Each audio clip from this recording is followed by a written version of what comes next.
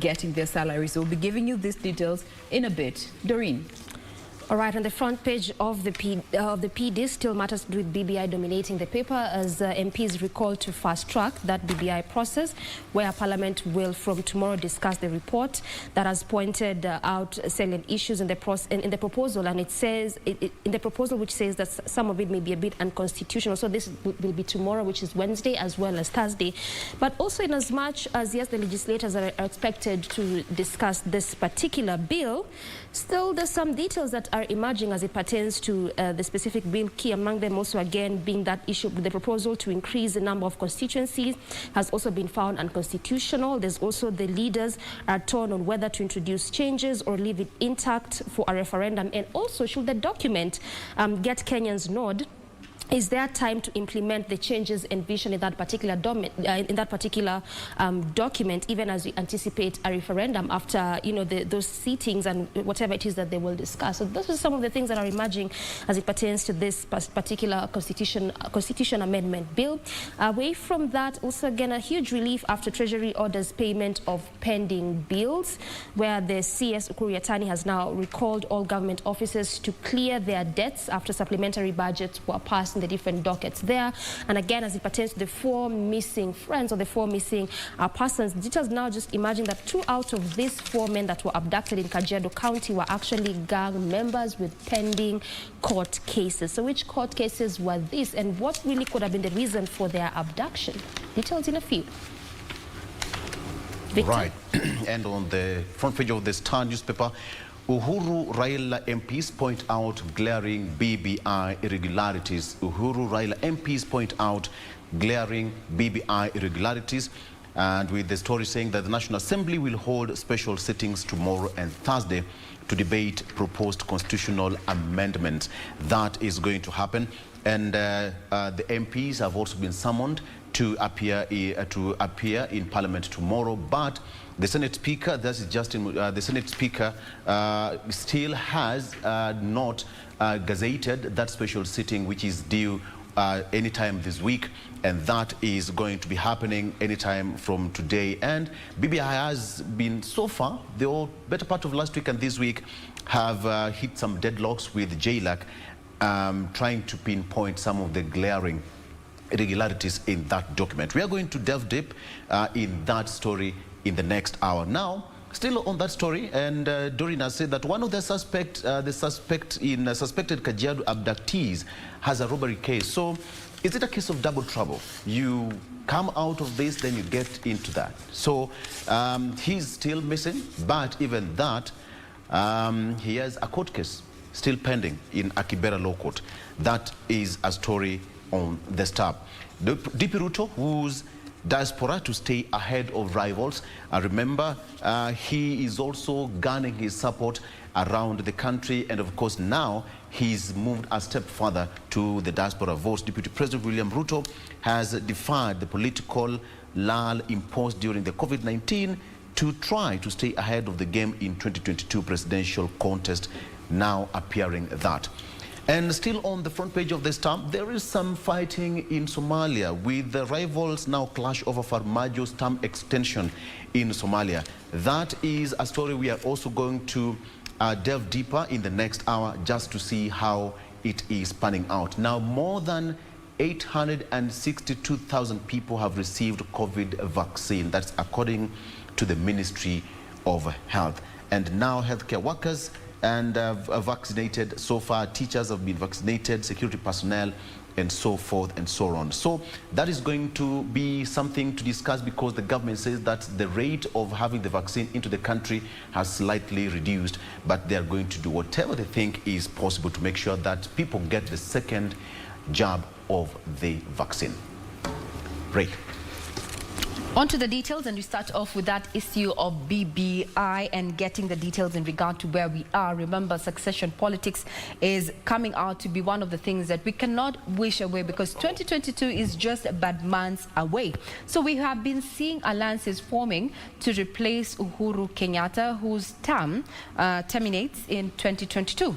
Yesterday, there was a question of then how or who will replace then the deputy president, as when you talk about that, we're talking about the issue of the running mate. So many names came up, including Amason Kingi as well as Anne Waiguru. But is it? Let's focus and get the details on what is happening as far as matters of BBI and politics are concerned. The Joint National Assembly and the Senate Justice and Legal Affairs Committee's submissions of the finalized Building Bridges Initiative report to the Senate clears the way for both houses to weigh in on the bill. As members of the two committees, we have done the best that we could, and we hope that now the rest of the task will shift to the two houses, that's the National Assembly and the Senate. Working so hard to give us this report, which I confirm I have received, and I'm going to consult with my colleague in the National Assembly so that we synchronize on when we can have sittings for the report to be tabled and discussed in both houses. On Wednesday and Thursday this week, the bicameral parliament will hold special sittings to table 4 reports, among them the Constitutional Amendment Bill 2020. The debate in the bicameral parliament is expected to be a heated one, following sharp divisions that have emerged after a section of the lawmakers termed the proposed creation of the 70 new constituencies as illegal. National Assembly and Senate, which are now on recess, are expected to resume on 4th and 11th of May, respectively. On the controversy over the 2 versions of the BBI bill debated at the counties, where 32 county assemblies are said to have passed an erroneous bill and 11 the correct one, members of the 43 county assembly have affirmed that there was nothing of that sort. We therefore urge Kenyans to ignore the sensationalization around the multiple bills and assure them that there was only one bill, if indeed it's true that some county assemblies debated any bill that may have had typographical errors. They can and will most definitely be corrected either by Parliament or the Attorney General's General Office.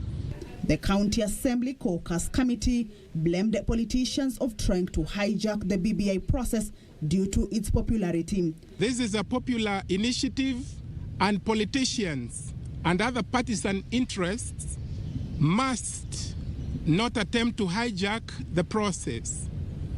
It did not start with them, and it will not end with them. The MCA's sentiments were echoed by members of Parliament from the Luo community, who have continued to drum up support for BBI as a solution to many issues affecting the country.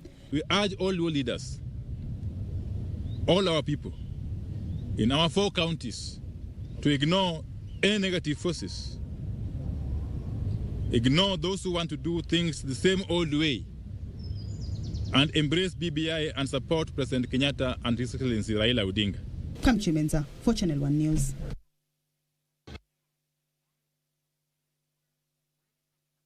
Let's now move on to some bit of health conversation, and more so looking at COVID-19. Here on the Daily Nation, there are 2 particular stories that I want to touch on. But number 1, in brief, is the story of Mwilu, who went to India with her daughter seeking treatment, but now they are stuck in a COVID-19 hospital. Number 1, due to excess bill, and number 2, due to the unprecedented rate at which COVID-19 has spiraled in India in the last few days. A crisis that even the specialists are trying to get a hold of, but so far they are saying this situation is very unexpected. It has spiraled out of control in a way that they were not prepared for. So you can read more of that and just trying to understand her plight. She's just reaching out to the Kenyan government to help her come back home.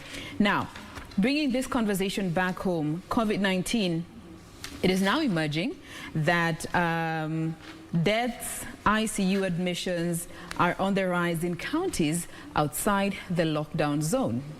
Okay? There are a number of counties that have been reporting a sharp increase in the number of COVID-19 infections, the deaths that have been recorded, as well as ICU admissions in the recent past.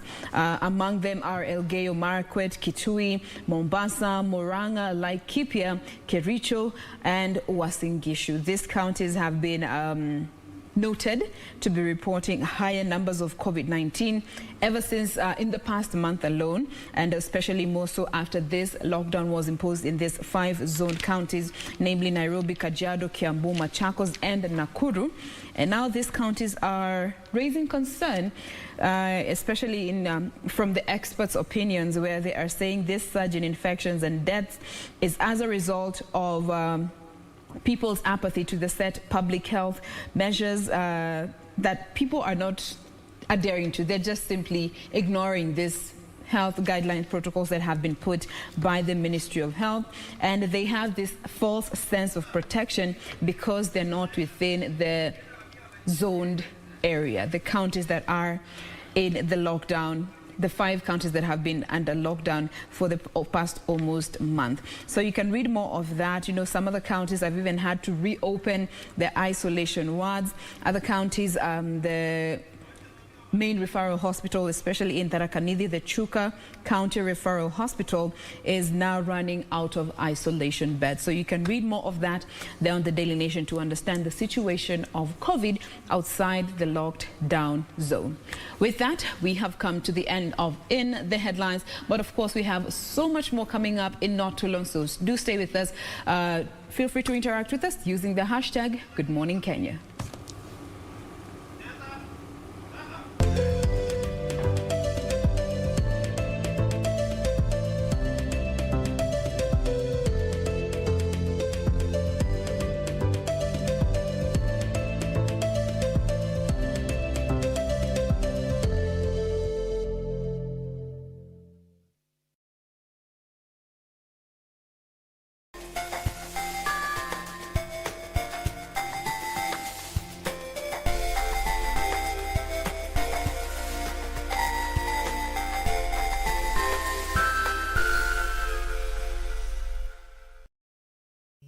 Umeomoka. Kama hujaomoka kwenye Quickbit ndio mambo yote. Hapa tuko na fridge, kodi yake ni CM. Tuko na gas cooker, kodi yake ni CK. Tuko na TV, kodi yake ni TV. Tuko na simu aina ya Samsung ni SM, ama Oppo ni Oppo. My friend, mahali popote unanitazama, eka hizo kodi zake kisha utume kwa 4032353. 4032353. Alafu utakuwa unaomoka na hizi bidhaa. Kumbuka, kwenye Quickbit ni bila bora zaidi kwa bei ya chini kwa chini.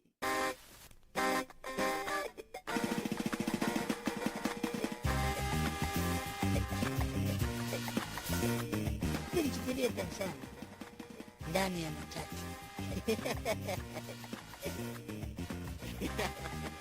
Yaani mtu mzima na miaka zake hizo miaka zote. Mtu ajua kuandika noti. Noti tu peke yake. Kusoma kweli utasaidia gani? Nini nakusaidia na nini? Nauliza. Bwana. Chikia. Mama Angel.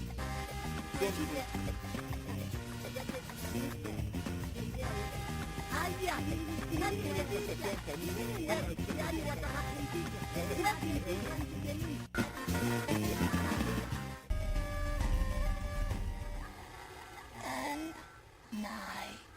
Smurf.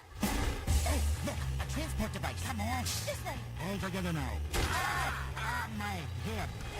Let me get this straight. You're being chased by an evil wizard. Smurf, exactly. Stop saying Smurf for everything. Smurfity, Smurf, Smurf, Smurf.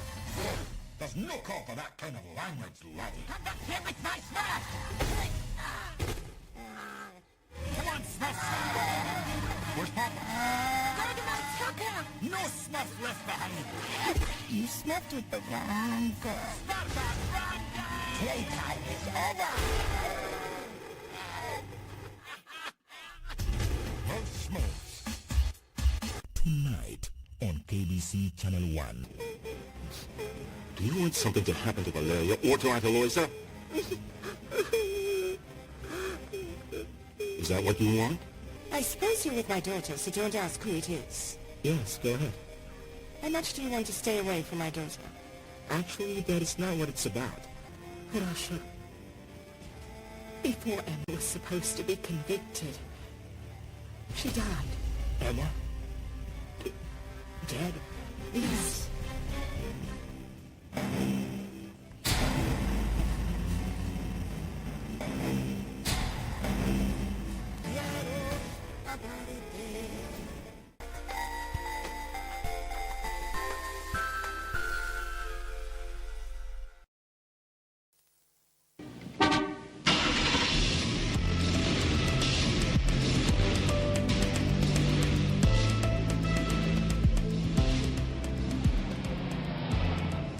So it's about that time when you look at what is happening on our roads in terms of traffic. And this morning, our focus, just as I mentioned earlier, will be on Rironi Mau Summit Road, even as you know of what is ongoing right now at the Green Park terminus, formerly at the Luna Park terminus, rather formerly known as the Green Park, in terms of what NMS is trying to do, at least to decongest the city. This is just all what they're trying to do. It could be either expansion of roads or just ensuring that they have different bus terminals, at least to ensure that they decongest the city. And they have begun that in Nairobi, which is what is happening at that specific area. But right now, a very quick look on what is happening on the roads, which is our focus this morning. But before we go to the traffic flow, I had mentioned that I will be showing you how the specific area actually looks like. This is around what we normally call the Northern Corridor, around those areas of Rironi. There's Mau Summit as you get over to areas around Naivasha, Nakuru, thereabout.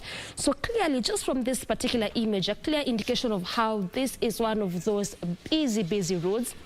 And not just in terms of transportation of people as they leave areas around Nairobi going to those areas which I've mentioned, but also very instrumental, especially when it comes to business. And this is specifically in terms of trade. And just from this particular image, this is actually what usually looks like on this specific route. When you look at these trucks, which are normally very responsible when it comes to those transportation of goods and cargo, leaving areas around Nairobi, going to those places which I've mentioned, as well as leaving areas around Nakuru, also leaving those areas of the western and Nyanza part of the country, as well as also from outside the country, outside Kenya, coming from areas of countries such as Tanzania, Uganda, there, coming through to Kenya using this specific area. So this becomes one of those busy roads. And also just around this particular area, when you look at those different areas such as the Salga area, where oftentimes there's usually that, you know, the numerous accidents being reported. But again, this is because of the kind of size in which the road usually is at. And this is just part of what they'll be trying to do, expand this specific road from a two-lane carriageway rather to a 4-lane carriageway. And like I mentioned, the process will begin in October of 2021. So that means it's going to be this year. It's going to take a period of 3.5 years the moment that particular project commences. And also, this road is one of those roads, the first roads rather, to actually undergo what you call the public-private partnership. And this is after the government signed that consortium with the French firm Vinci. That was last year, which will ensure that when this process began, it's going to be under what you call the public-private partnership. So what the public-private partnership simply means is that the firm designated to undertake this particular process will, first of all, design this specific road, which is that Vinci firm, will design the road, will finance it, operate it, construct it, and after it's all said and done, they will maintain it. Then after that, after those 3.5 years in which is the said time for the construction of this particular road, it will take a period of 26 years for Kenyans to pay on this, or to pay for this route. So that what simply means is that for those that will be using this particular route will be paying a toll fee. That amount has not been decided on, but what we know right now is that Kenyans, or motorists rather, who will be using this particular route will be paying a toll fee for a period of 26 years. So that is what it brings to that understanding of the public-private partnership.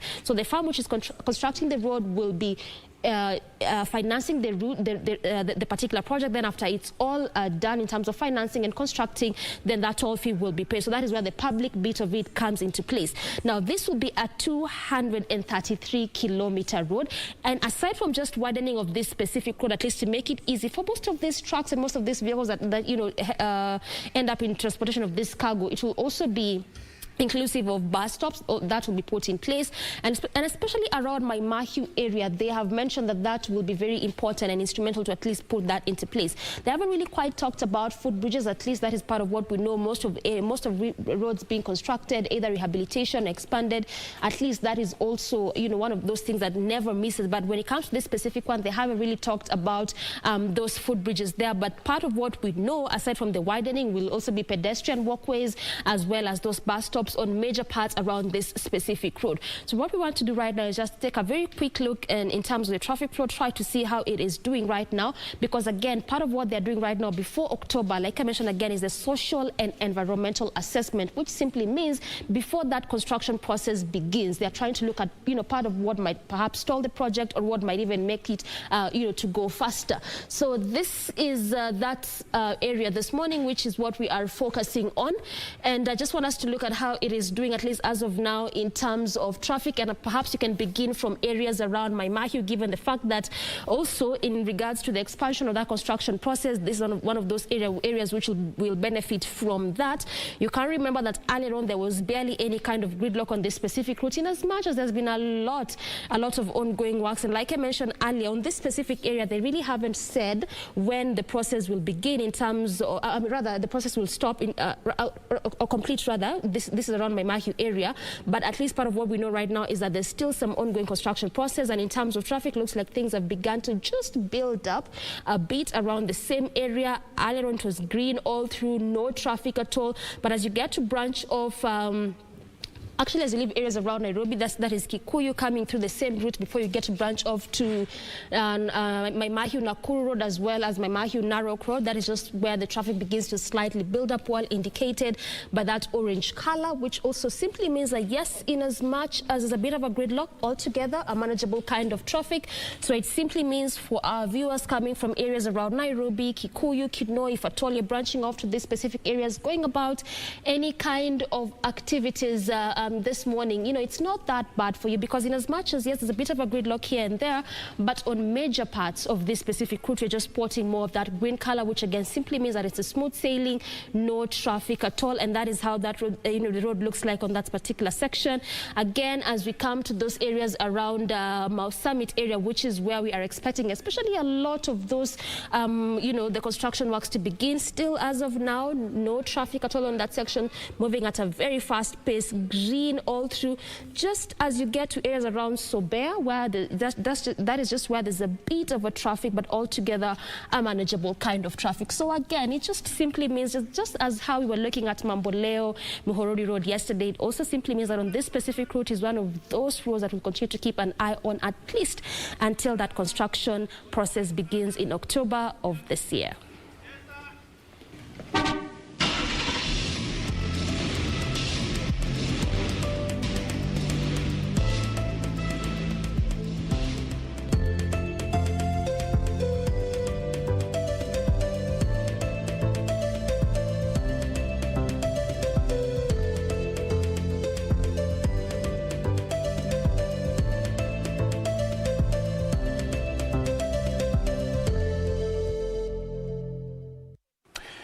Good morning. After that, we are now back with People in Politics. It is Tuesday, and this is where you get the whole story on matters affecting you, politics, socio-economic affairs, and so much more. My name is Victor Lowe, and I have gentlemen with me. I have Dr. Joseph Rotich, who is a governance analyst. I also have Dr. David Matsanga, all the way from the United Kingdom. And I also have Joseph Simekha, who is still in the village. He will tell us how the village is like. He seems to be having so much fun down there. Simekha, you will tell us that in a bit. But gentlemen, thank you so much for always keeping time and being with us here every Tuesday, every single morning. We do really appreciate.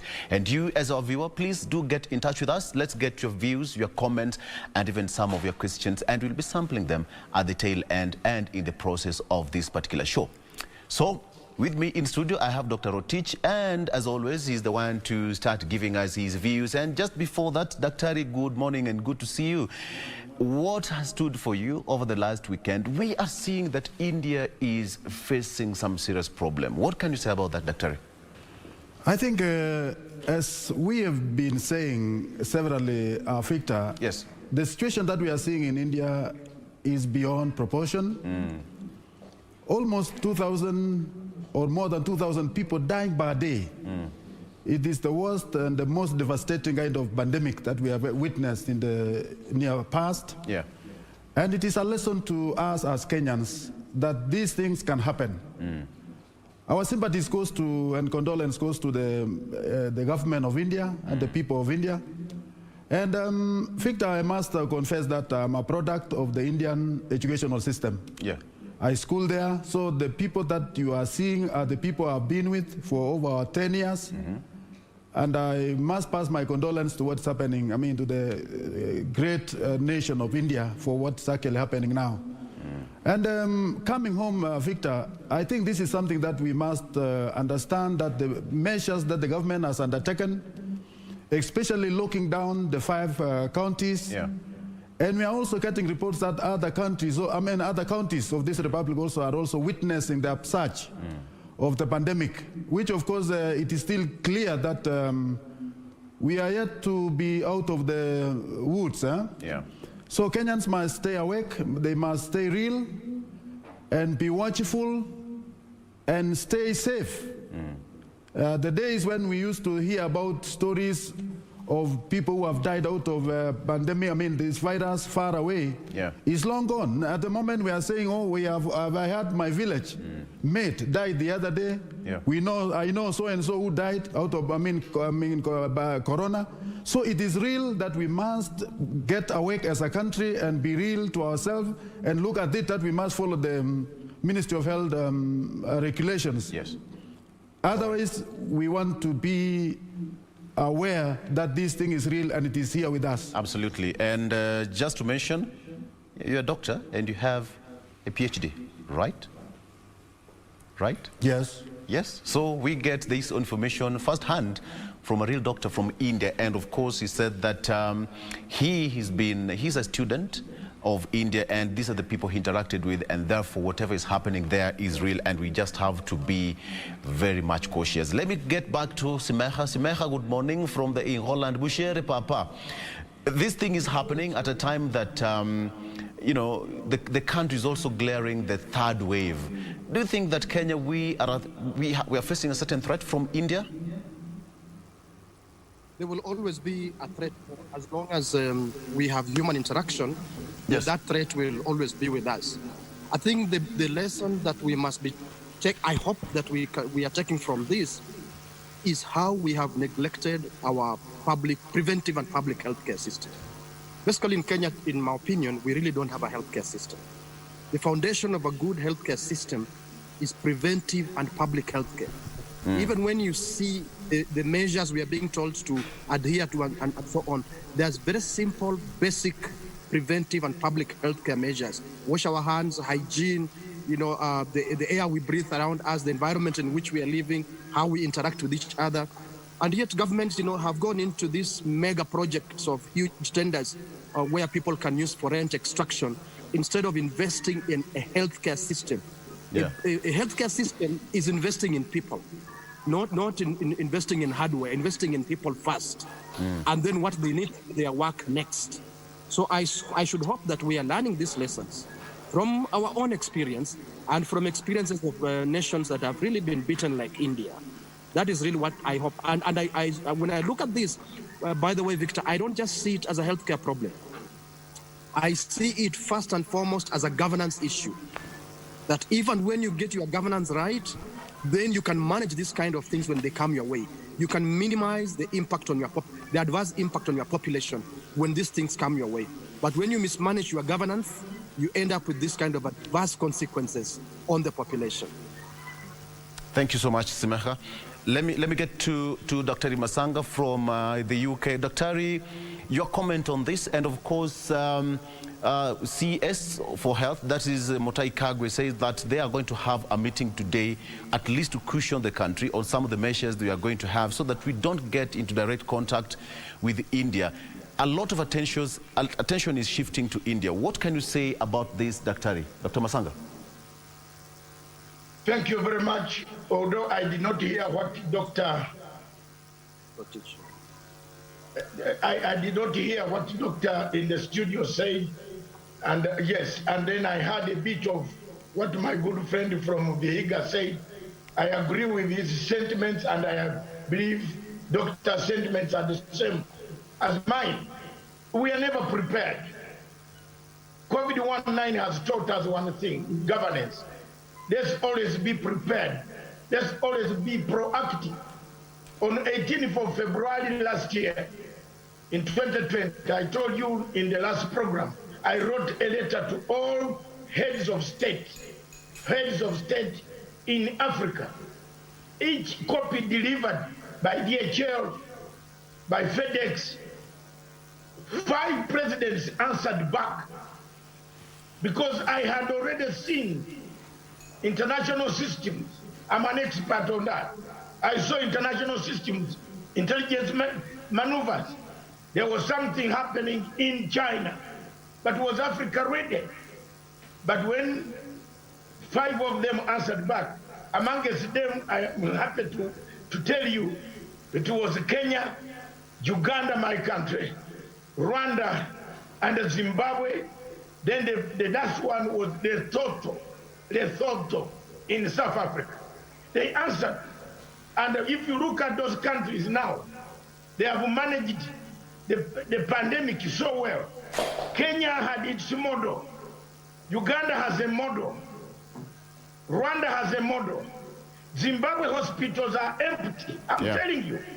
But I have gone there. Lesotho, the hospitals are empty because they took notes. But some of us, in some African countries, there was a problem. Here in Kenya, how do you limit your contacts with India? We are partly India anyway. Everything will go India. We have Indian community here. There is no way we can behave like the British did by stopping flights to India. We have to be careful. Our commercial, they are even giving us this medicine, this vaccine, which some of us have taken the first dose, and we have completed we are about to complete the other one next week in all these places. So I agree, the government must work very, very closely with the Indian authorities, make sure that they don't bring bad blood between them. Absolutely. Thank you so much, Dr.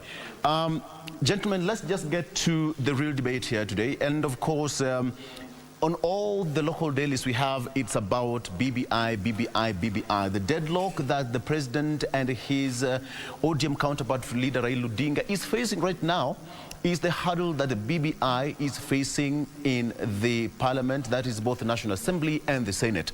So let me start with you, Simekha, in Vihiga. Simekha, did you see any situation that the BBI was going to face this particular deadlock as at this particular point? Simekha. Thank you, Victor. I wouldn't actually...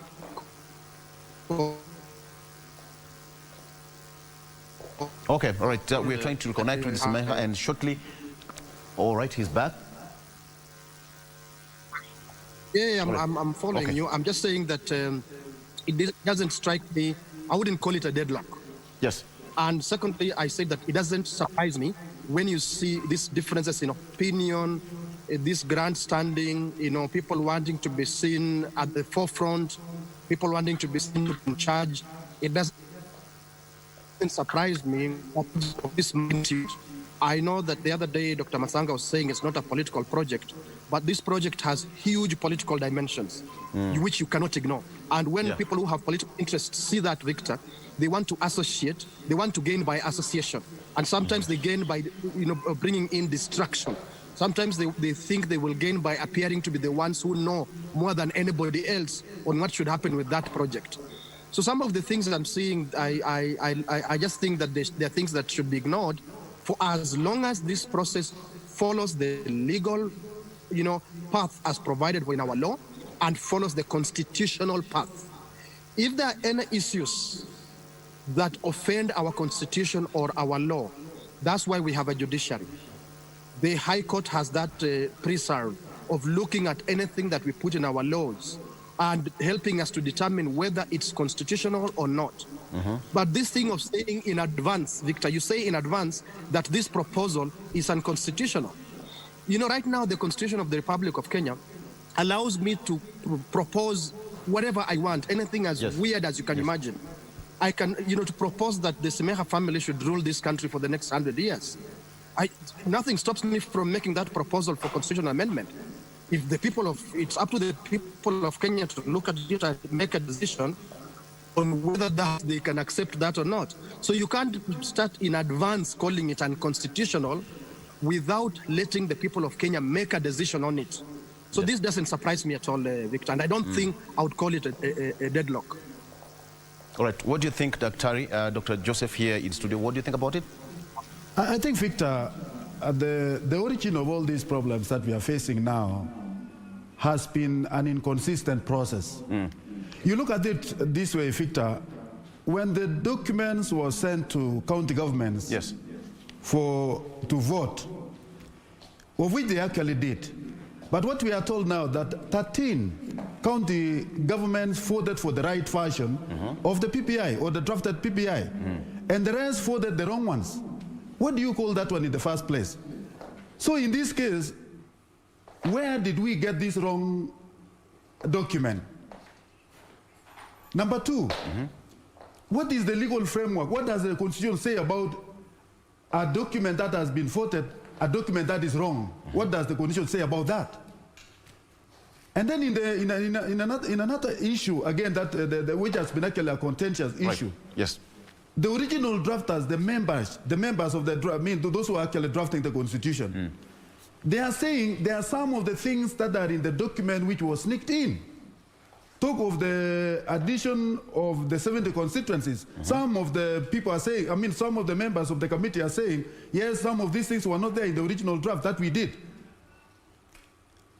Now, again, coming back to Parliament, bringing in the old documents now, the two documents that we are comparing.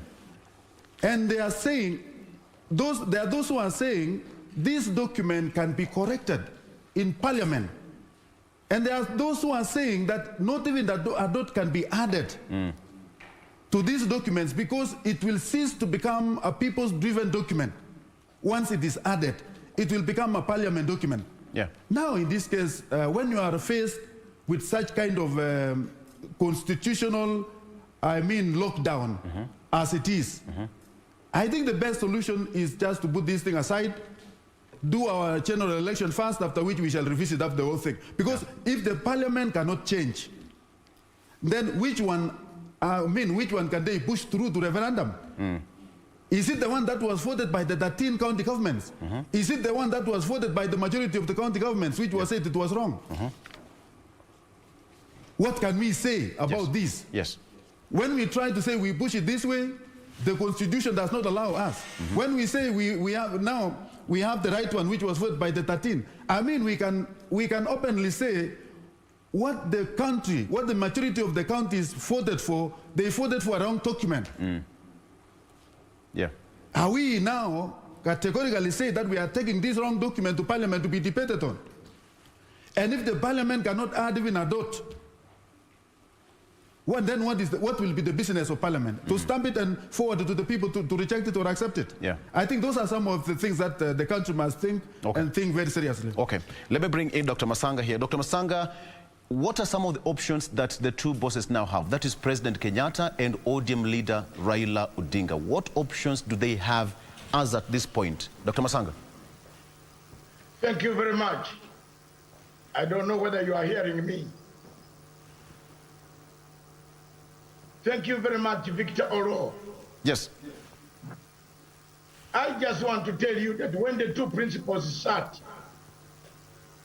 somewhere, Uhuru Kenyatta and Ruto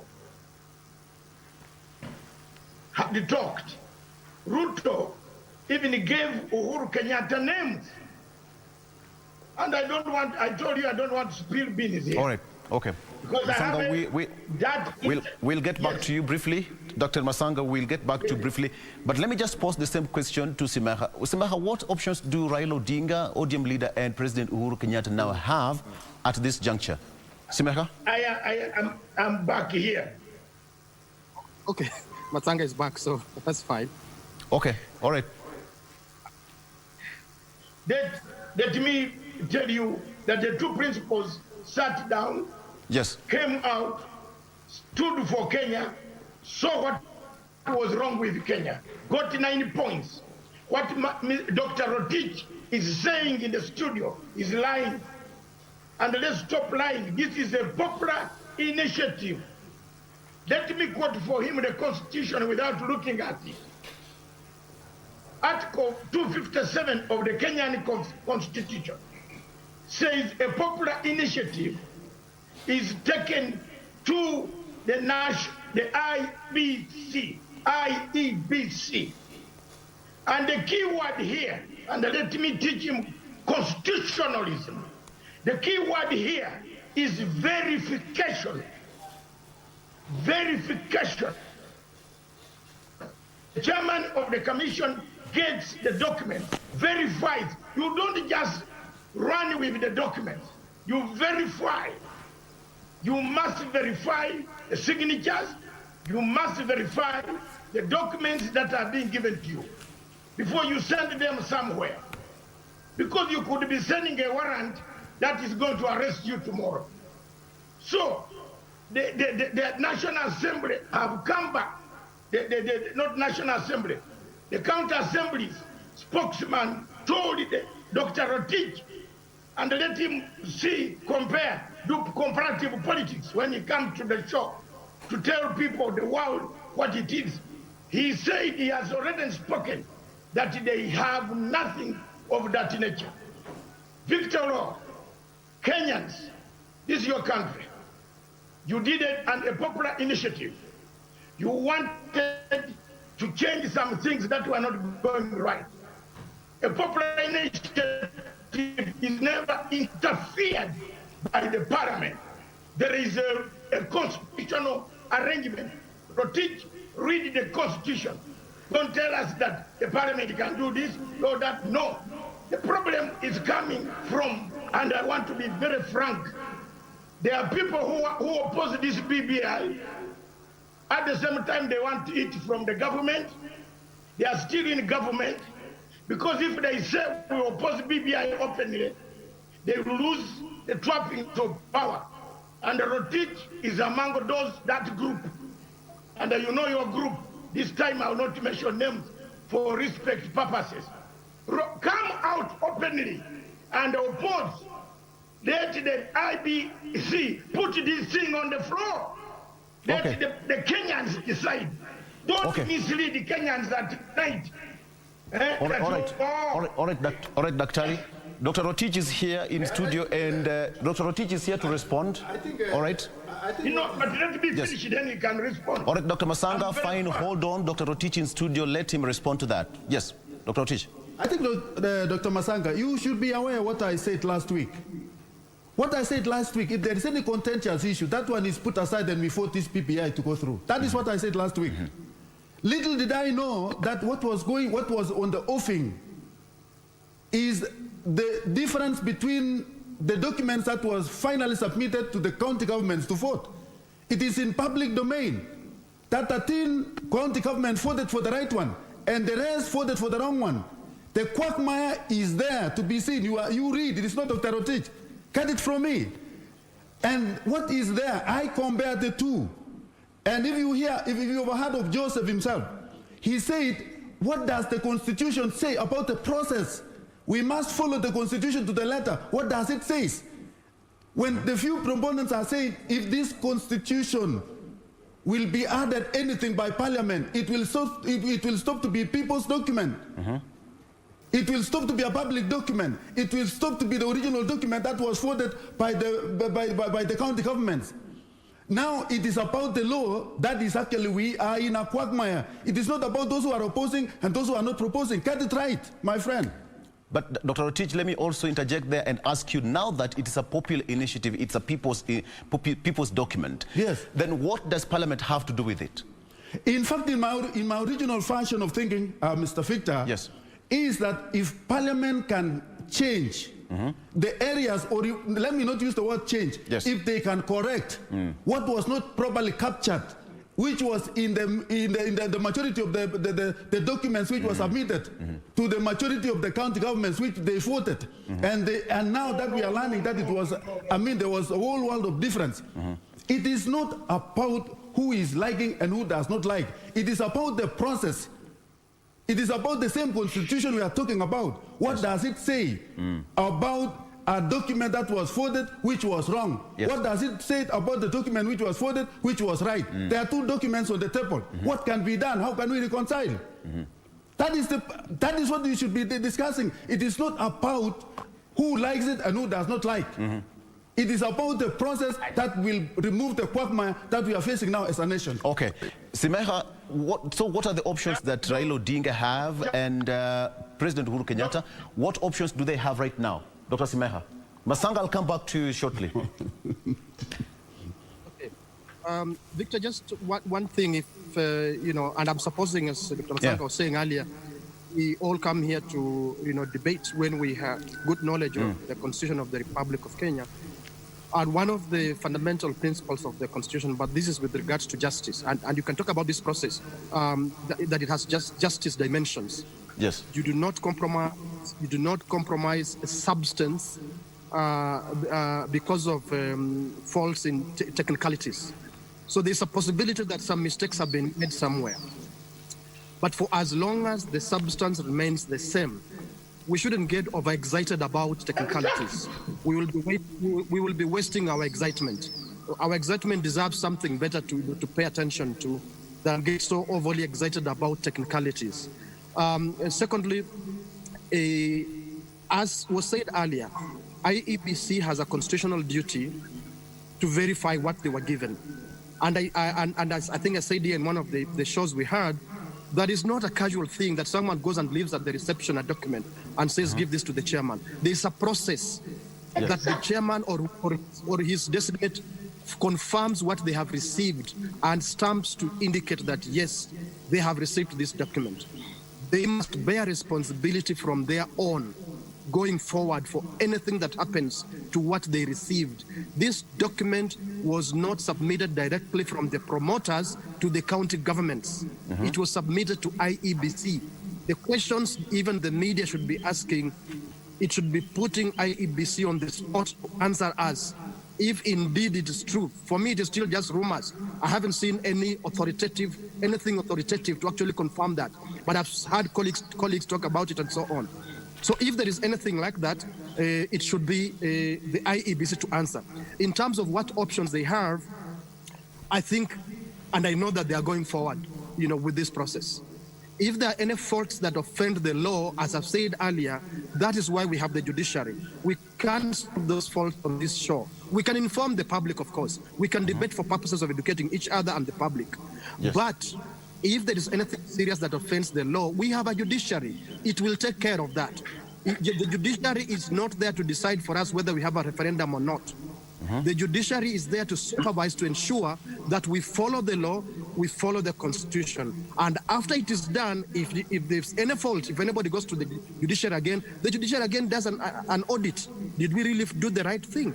But the judiciary is not there to make choices for us. And finally, Victor, yes, don't expect total agreement on everything through a process like this that involves interest negotiation. It's as if people expect we have total 101% agreement. No, it would not be normal. So these disagreements, these differences in opinion and so on, I don't think will stop the process. They are healthy, let them continue. But I believe and I know that this process will continue. And this, as I said earlier, is not the end of history. It's only a small percent of what BBI is. It's just the beginning. Because you have a huge part of it that is policy, you have a huge part of it that is legislative, you have a so these are just the building stone being laid. There are some faults here and there. I don't think they will stop the substance from moving forward if we have goodwill and good leadership. Absolutely. Okay, so at that point, we just need to take a very short break. And of course, when we come back, we have got so much more we need to ask about ourselves. So what if the parliament does not pass the bill as is? And of course, will it affect the referendum? And if it doesn't, so what next? Does it affect President Uhuru Kenyatta's term as it is right now? Or will it make President Uhuru Kenyatta to have a term extension? More after the break. Stay with us.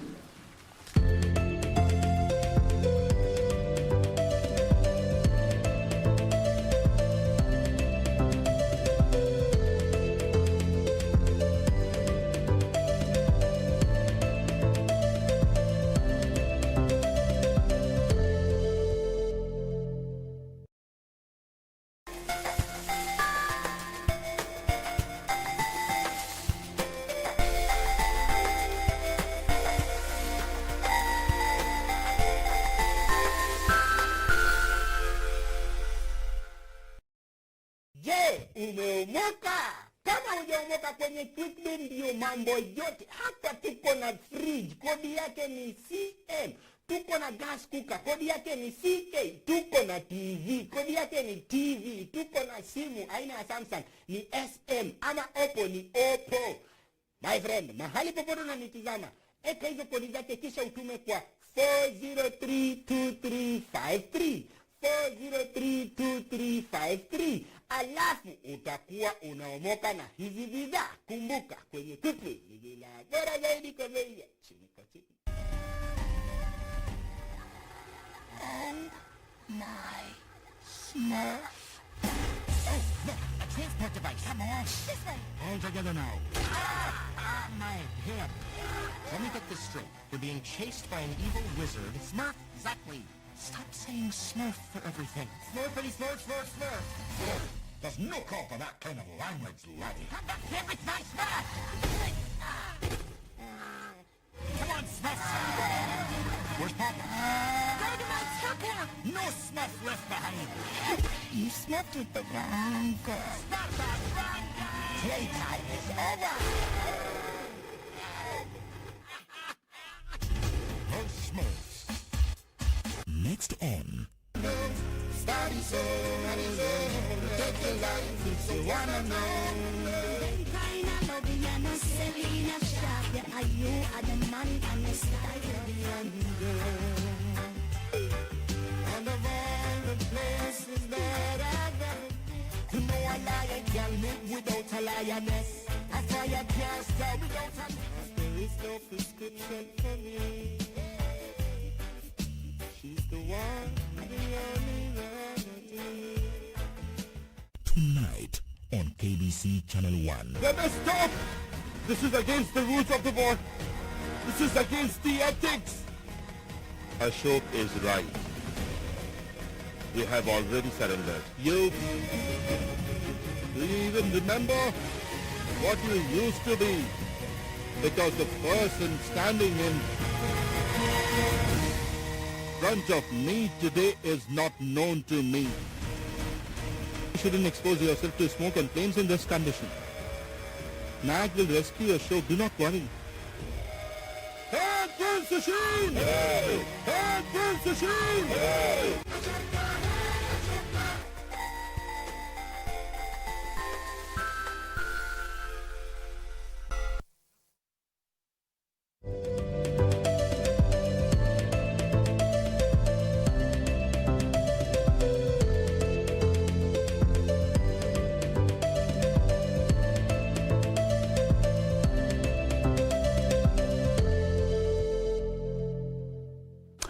Thank you so much for staying with us. My name is Victor Lowe, and this is People and Politics, and this is KBC Channel 1. Now in studio, I have with me via Zoom, I have Joseph Simekha and Dr. Matsanga joining me via Zoom. And in studio, I have Joseph Rotich, Dr. Joseph Rotich joining me as well here. We repeat, the issue of social distance must be taken care of. That is why we are doing it as it is right now. So gentlemen, we are back. Now my question is, can Parliament change anything in the document? Let me start with you, Dr. Rotich. Can Parliament change even a comma in that document? According to what we are reading, because I'm not an expert in the law, but as per what the different lawyers actually have approached up the whole thing. Yes. And they're saying by adding a dot or anything that was not originally captured in the PPI, you will have purported to have changed the People's Driven Initiative. Yes. And it will become a parliament document. And then there are others who are saying the parliament cannot be a conveyor appel. It cannot be a rubber stamp to stamp only a document that is passing by. They'll have to bring some changes. Now with the two, what does the Constitution say about the two situations that we are now facing in? If it was me from the layman point of view, I would have said, since Parliament is a representative of the people, since they are representing the majority of us in Kenya, they can as well alter or rather try to put a correction from where it was wrong. And the Parliament, the document is passed through or forwarded to the public for the referendum. Because finally, it is the people who have the final decision. So in this case, when we say you cannot add a dot, yet we know this is a document that is already fault. Yes. What are we exactly saying? And then the Committee of the Legal Affairs met. They were also different downright about the whole issue. These are the people who have been working on the documents. Yeah. They have read the documents. They have seen the difference between the one that they are calling right and the one that is called the wrong document. And they are divided among themselves. How do they expect Kenyans to come into a consensus and say, yes, this is what we are going to vote? Yes. So there will still be a problem. Until and unless the problem is addressed. We cannot pass a wrong document just because we want to please a clique of people. We have to put it right first before we take it, because this one will be our document. It will be our own document. It will manage us. It will govern us. So we must agree on what is going to be in this document as we move forward. That is the bottom line. Okay. Dr. Matsanga, the product and the document itself is a people's initiative, and therefore it has no effect with the politicians or Parliament amending even a comma. So what is the document doing in Parliament? Do the politicians have anything to do with it at this stage? No. No. The Constitution, Dr. Rotich knows very well. He's a governance expert. The Constitution of Republic of Kenya 210 does not have a provision for the Parliament to open any popular initiative document that passes through them. They only vote, they only look at it, they send it ahead. Article 257 of your Constitution says, and let me read for and teach my brother, Dr. Rotich. It says, the promoters of the popular initiative shall deliver the draft bill and the supporting signatures to the Independent Electoral Boundaries Commission, which shall verify, repeat, that initiative if supported by at least 1 million signatures. 5, it said the Independent Electoral and Boundaries Commission is if it's certified that the initiative meets the requirements of this article. And these are very, very key issues that my brother Rotich should take. The Commission shall submit the draft to each county assembly for consideration within 3 months after the date it was submitted. There is nowhere in your Constitution of the Republic of Kenya which says Parliament again sits in their chamber and breaks down the chicken, cut it into wings. Let me say literally, cut one wing because Ameka eats chicken and myself, we like chicken so much. Cut one limb. No, let them read it. Any governance expert like Rotich, do you know why there are 3 arms of government? Do you know why? Yes. You're a PhD holder. 3 arms of government. If you have a contentious matter about this omnibus bill, you will come back to the court. You will come back to the court when the bill has been assented to by the president. You come back to the court.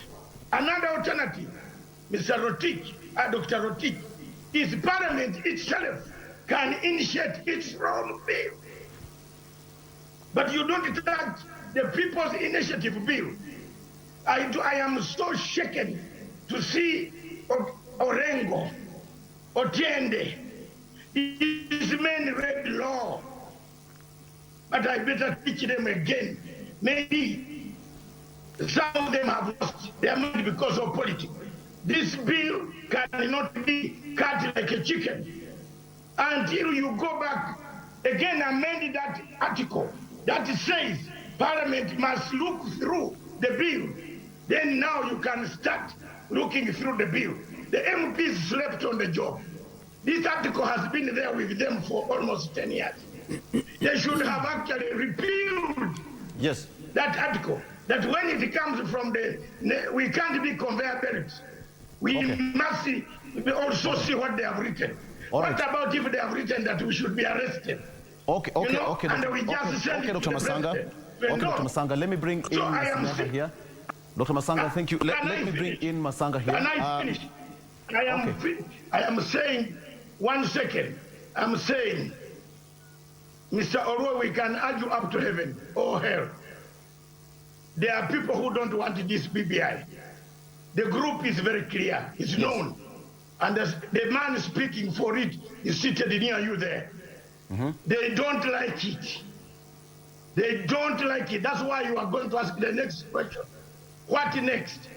Because they want to frustrate the time. They want to make time not available for the referendum. Okay. Let me bring in Simekha here. Thank you, Dr. Matsanga. Simekha, just to bring in some sense to this. So if the document doesn't die, or if the document doesn't get amended as is in Parliament, will it now go to a referendum as a whole document? Thank you, Victor. To the very best of my knowledge, based on also what I've read in the Constitution of the Republic of Kenya, sub-Article 10 of that Article 257 says that if either of the Houses of Parliament fails to pass it, it goes the people. That is for a document that has come through a popular initiative. Sub-Article 10 says that if either of the houses, meaning Senate or National Assembly, fails to pass it, it goes to the referendum, or if it has any of the provisions under Article 255, those are the people like to call them protected provisions, like the tenure of the president, and so on and so forth, devolution and so on and so forth. So from that, again, to the best of my knowledge, I see the document going ahead to go to a referendum. What is better than saying that if we have a contentious document, let us send it to the people of Kenya for a final say? Why do we want a small group to be the ones to have a final say when it's a popular initiative, and even when it has contentious content? Why then don't we say, let's pass it on to go to the people of the Republic of Kenya? They will have the final say, not just about 300 people in Parliament, but all the registered voters of the Republic of Kenya. Give them a say. The time for agreeing or disagreeing on content is gone. It's completely gone. Unless you are beginning a new process. But that time for agreeing or disagreeing on content is totally gone. That window is shut. Let me give you a bit of speculation, Victor. My suspicion from the grapevine is that, of course, a project like this cannot lack mischief. So there was a bit of mischief. Exactly. People were sleeping on the job when this was happening. They feel outdone. They are waking up too late, hoping that they can come up with something that can allow them to correct what they think they missed at some point. Too late. When they should have been awake and alert, they should have helped, their leader to ensure that this mischief does not affect this process adversely. They were not there. They were not there, or maybe they were not given opportunity. I don't know. But to me, they were not there. So it appears to me that people are waking up and realizing that, oh my goodness, we've been outdone. what can we do? How can we sort of stop this thing if we can correct these things that we don't like? And I absolutely agree with Rotich there that yes, Rotich farm, there has been some mischief, but does that stop the process? I doubt that constitutionally, because of that mischief, where some party outdid another one, you can stop such a process. Yeah. So I see it going forward. Okay. So coming back to you, Dr. Rotich, there are some splits, of course, right now. We have got Otiende Amollo, we have got Senator James Orengo, who are saying that, they are on the majority side of the report. Does that have to worry ODM leader Raila Odinga? I think, Victor, yes, there is a notion that, or a narrative that Dr. Matsanga is driving at. When we are analyzing a document based on the information that we have, yes, we are not opposing or proposing. We are just analyzing a report that we have received. I am an analyst. I have not taken a position that this thing should happen, this should not happen. Yes. So we should not play politics on small things like this one. So what I'm saying, it does, Mr. Victor, when you look at the whole thing, we have invested a lot in this document. Yeah. Billions of money has gone into the trade. Spent. And we cannot, over a whisker, recheck the whole document just because of some minor mistakes. But if you can remember what His Excellency, the Deputy President, says, that why don't we have an uncontested document in the end? Can we agree? The proponents who are saying that we need to do some correction are saying that if we can do it and we are in agreement with the correction that we can make, and it goes to the public, for referendum, it will be the good for all of us. Yes. And if you can remember our last discussion, Victor, I say that all of these presidential contestants, yes, they would wish that the PPI is passed as it is. Yes. Not, of course, putting away some of the contentious issues like the creation of the constituencies. Otherwise, as by last week when we were discussing before the issue of the right and the wrong document, we were in agreement that if this population issue, if this constituencies issue that was actually can be put aside so that we can forward to the document as it is, we were just home as last week. But when this document came up, other information came in or resurfaced that the part of the documents were actually faulty, and the others was right. And now that we are saying, according to the law, what can happen? In the event that we correct, what will happen? In the event that we don't correct, what will happen? Can we push it? And if we have to push it, which document are we going to push into the referendum? Is it the right one or the wrong one, the uncorrected one? So what we are saying, if we as a country believe that this document will solve the myriad of problems that we have witnessed in most of the elections that we have had, we must be able to correct those minor mistakes and pass the document. Because what we are now looking at, we are looking at the bigger picture of what we are going to get out of the PPI. So in this case, it is not about who is wrong and who is not right. It is about us agreeing that there's a problem that we must solve. But as it is, do you think the situation is going to be slightly different, having in mind that, the proposers, that is ODM, Raila Odinga and President Uhuru Kenyatta, are they going to have some kind of an agreement with the contentious issues in the document? Or is it going to pass as it is? This thing already, Victor, is already in the public domain. Yeah. It is no longer a document of Right Honorable Raila Odinga or His Excellency the President. They are the proposals. It is already a document that is in public domain. It is already a public initiative, and it is already, it is driven by the public. So in this case, what they can only give is their goodwill about the direction of the document. And that is why they were saying, hey, look at it. Can we solve these small issues and we pass this thing to referendum? It is the people who will actually finally give the last say. And that is actually the position. The issue of whether they will say yes or no, the originators of this document are the two great men. Yes. These are the originators.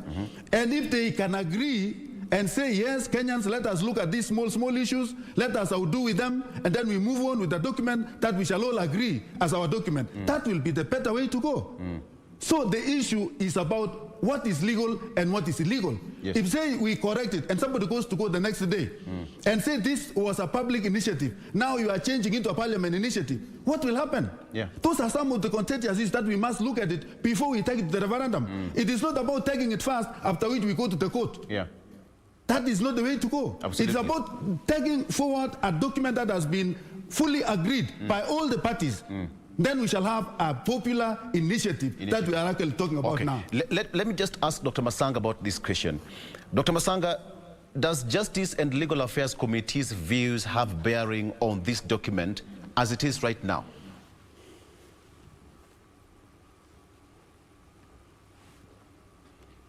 The answer is no.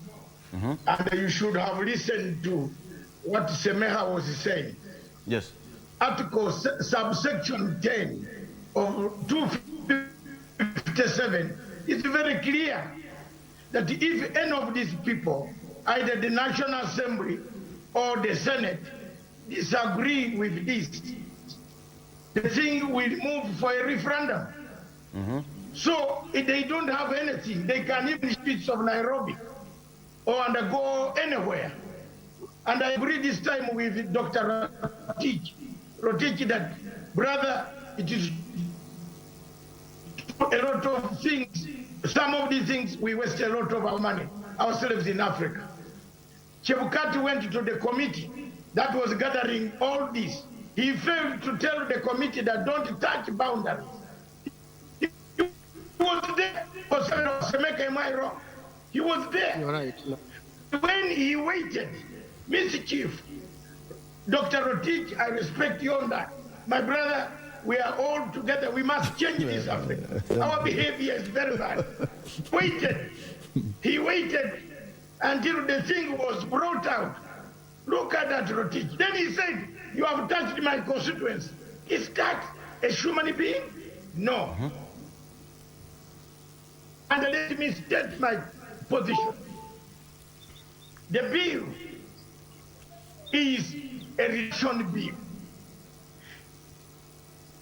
Anybody who has read conflict resolution, like me, I will tell you that the 9 points that Kenya has are the 9 points that always bring Kenya to a free mood.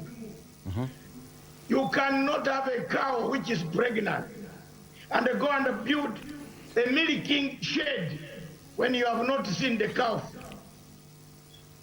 I think Simekha and Dr. Rotich know that. You are all farmers. I'm also a farmer. You can't build a shed for milk when you have not seen the calf. You have an election, which is the time bomb.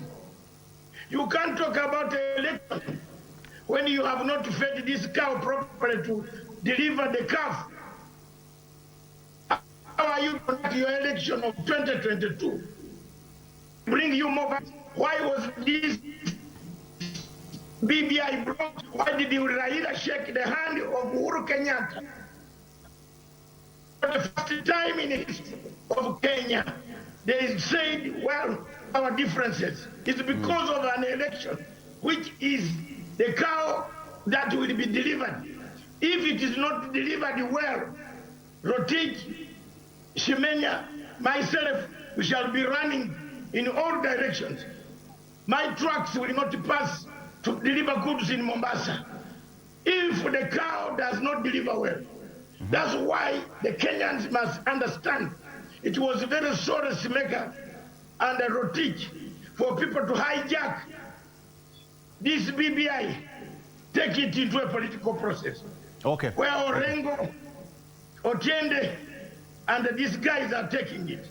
It was wrong. It was very wrong. And I support the rural MPs 100%. I support them. They have now distanced themselves from brutals. You know, can I be very brutal? Each group from Julius Caesar, Simekha knows, there is a Brutus, there is a Cassius. Yes. Again, Jubilee we have Brutus. Okay. In the ODM we have Brutus and a Cassius because they want to take the leadership. We know. But the BBI, the way I know, Raila Amolo Odinga, my elder, fellow fighter, freedom fighter, like me, is not going to leave Kenya dismantled. Uhuru Muigai Kenyatta will not leave Kenya going to ashes. They want to unite it. They will not disagree. They will push it up. Rotich, we shall smile after 2022, and you will greet me when we meet in Eldoret or anywhere in Malaba. Because I'm prepared. I'm also on that same route. Thank you, Daktari. Thank you. Okay, let me bring in Simekha here. Simekha, the question is now, if Parliament doesn't agree, okay, and the issue doesn't go to the referendum, are we seeing a situation or a possibility of President Uhuru Kenyatta's tenure being extended for a particular period? I wonder where that is coming from. I'm hearing, from certain quarters about the possibility of extending the term of the president, and I keep wondering, where is that coming from? I mean, I know there are provisions in our constitution, certain exceptional circumstances in the term of parliament, term of the president. So far, I have not seen those exceptional circumstances. I do not foresee any possibility of those exceptional circumstances. God willing, of course, we don't have control over our future. But for people to begin to put, I can only foresee, I can see mischief. And for a lot of people who are saying that, I see a common, there is a certain common trait amongst the people the proponents of that narrative of extension, of term extension. Yes. You are saying if it doesn't go to referendum, what would stop this document from, this bill from going to the referendum, other than acts of God that we may not have any control over?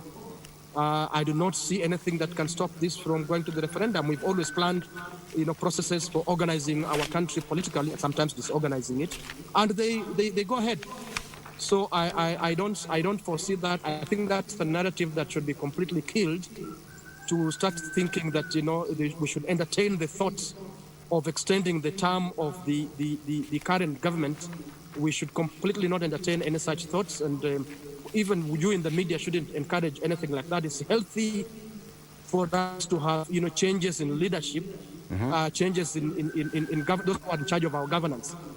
And I should hope that there will be a civic education process, and Kenyans shouldn't wait for politicians to bring them this. We have done this in the past with help of civil society. We can do that again, and to educate each other on the importance of changes in leadership when that time comes. And nothing, save for what we cannot avoid, should be allowed, save for what is beyond us. Nothing should be allowed to make us agree or even entertain the possibility of not having a change in leadership, as we have set for ourselves in our constitution. So I don't see any possibility, Victor. I'm sorry, I've used so many words to say that. No, it's okay. It's always the best way to express it so that you can make it more clearer to us. Thank you. Dr. Rotich, there seems to be certain crack in the ODM party. We have got James Orengo, we have got Otiende Amolo, and we have got Kongo Mogeni. All these are of the report, the majority report. Does this should this worry ODM leader Raila Odinga? I think, Victor, what we are witnessing in this country is a growing democracy. Otiende and Orengo are in the same party. Yes. Badi is in the same party. When you see the simmering differences, you see a situation where democracy is growing. And when you look at critically what Orengo is saying, and Otiende, these are very eminent lawyers in this country. And they know what they are doing. And what they are just proposing is that, can we do something in this document before we take it to the people? I mean, they are right. Yeah. In their own, what they are actually selling is the idea that majority of Kenyans are actually sharing. It is only that these things are being spoken by the same, the two gentlemen. In the same party. The same party. Yes. But I can tell you, Victor, what Kenyans are witnessing now is a true democracy because they speak their minds. They can even differ when they are friends on issues that pertains the national governance. And when I look at it, I am proud, Victor, as a Kenyan, because what we are witnessing is a growing awareness among the Kenyans, growing awareness about the management of their own country, growing awareness about what Kenyans would wish to look. Before the others, the countries of the world. So what we are just saying, that this document as it is, Victor, if I was to propose as a layman, I would say, I know in a democratic setup, we disagree to agree. So in such a situation, those who are proposing that we must improve this document, because amendment or what we are actually doing, we are beefing up the 2010 Constitution. And where some people are looking at it as if it is a crisis, we have a constitution in place. And even the extensions of the president's term of office or tenure, it is not warrantable as per the circumstances that we are facing now. The 2010 Constitution, we can say maybe it is 80%, 90% perfect. The PBI is just to beef up, to improve on what we have, not to remove what we had, but to improve on what we had, so that we can have a very good document. So my way of looking at it is that what is there at PBI, we are at 90%, or if say 95% good so far. Maybe save about 5% that we still call them contentious issues, which if iron out, my friend, we shall have the best document ever in this country called Are you seeing a situation where at the end of the day there will be some kind of equilibrium? Soberness will prevail. Yes. As my brother Joseph said, that we don't expect 100% support from our people. I mean, there could be some sizable number of people who will say, yes, this is a document that we can even improve as we go along. But some of these teething issues, I mean, but let me tell you, Nani, creating 70 constituencies is not a small issue in this PPI issue. It affects everything. You see, and if that is what we call contentious, I think the best way out is to put aside that one for future deliberation by the IEBC during the supper times. And we pass that which we believe, that which we'll trust, and we pass through a non-contested kind of referendum, and we come up with a very good constitution. And let me tell you, my friend, the 70 constituencies was not among the major issues that was captured by the PPI. Yes. The major issues are those issues that will address the many myriad of problems that we have faced after every electioneering year. So in this case, if this thing was added, and it is actually spoiling the taste of the good document that we have, why don't we put it aside and we move on? Otherwise, if that will not be done, the public still will resist. At the further end. Why should we push a document that we said let the public decide when we know very well we may lose a very good document? 95% of this document is perfect. It is just good. So you cannot throw a baby along with the you cannot throw the towel along with the baby. That is my bottom line. I mean, that is my take. Okay. Probably, let me just on the Star newspaper here, let me just give you an overview of some of the provisions that MPs found unconstitutional on the bill. One of them is the creation of 70 new constituencies in some of the 28 counties. That is one of them. Second one is severring the vetting of the ministers, principal secretaries and secretaries to the cabinet by the parliament. And the third one is slashing the powers of the National Police Service Commission and vesting them on the Inspector General of Police. Another one, the second last one, is parameters for sharing revenue among the 47 counties. And the last one is determining fees paid by professional consultants by county and national government. So those are some of the provisions that MPs found unconstitutional in the bill, amongst others that they have been raised thereabout. That is the delimitation of the constituencies, the limitation and the creation of the 70 new constituencies. Let's take a break, shall we? We'll be right back after this break.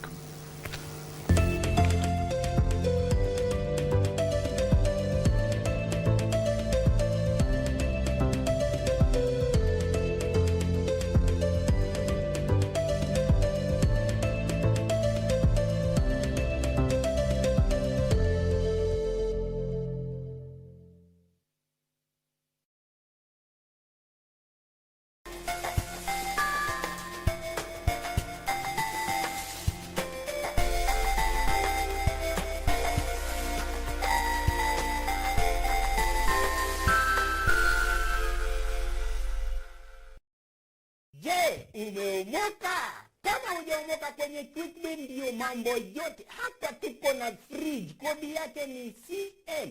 Tuko na gas cooker, kodi yake ni CK. Tuko na TV, kodi yake ni TV. Tuko na simu aina ya Samsung ni SM, ama Oppo ni Oppo. My friend, mahali popote unanitizama, eka hizo kodi zake kisha utume kwa 4032353. 4032353. Alafu utakuwa unaomoka na hizi bidhaa. Kumbuka kwenye Quickbit ni bila bora zaidi kwa bei ya chini kwa chini. Tonight on KBC Channel 1. Let us stop! This is against the rules of the board. This is against the ethics. Ashok is right.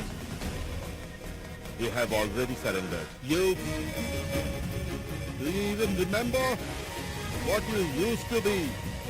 Because the person standing in front of me today is not known to me. You shouldn't expose yourself to smoke and flames in this condition. NAG will rescue Ashok, do not worry.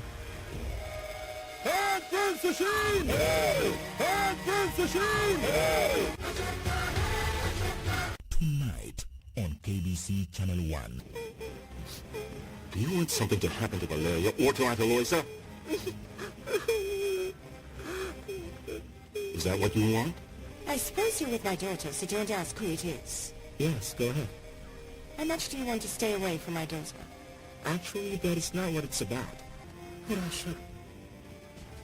Before Emma was supposed to be convicted, she died. Emma? Dead? Yes.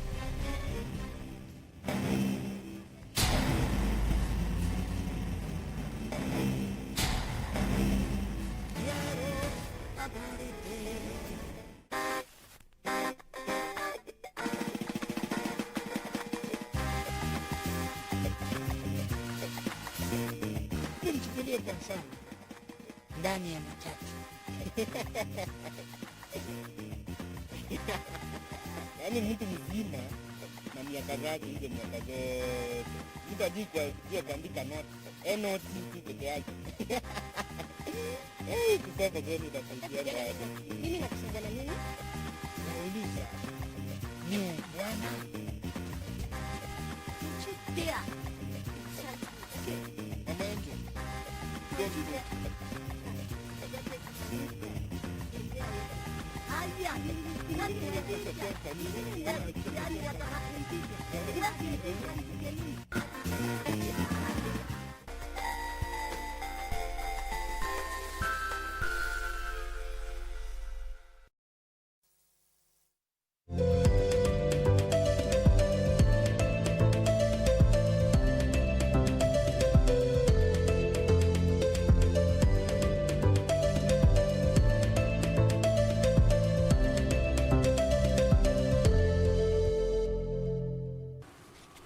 Welcome back. This is Good Morning Kenya, and of course you're watching People and Politics with me. I have Dr. David Matsanga via Zoom. I have Joseph Simekha as well via Zoom, and I have Dr.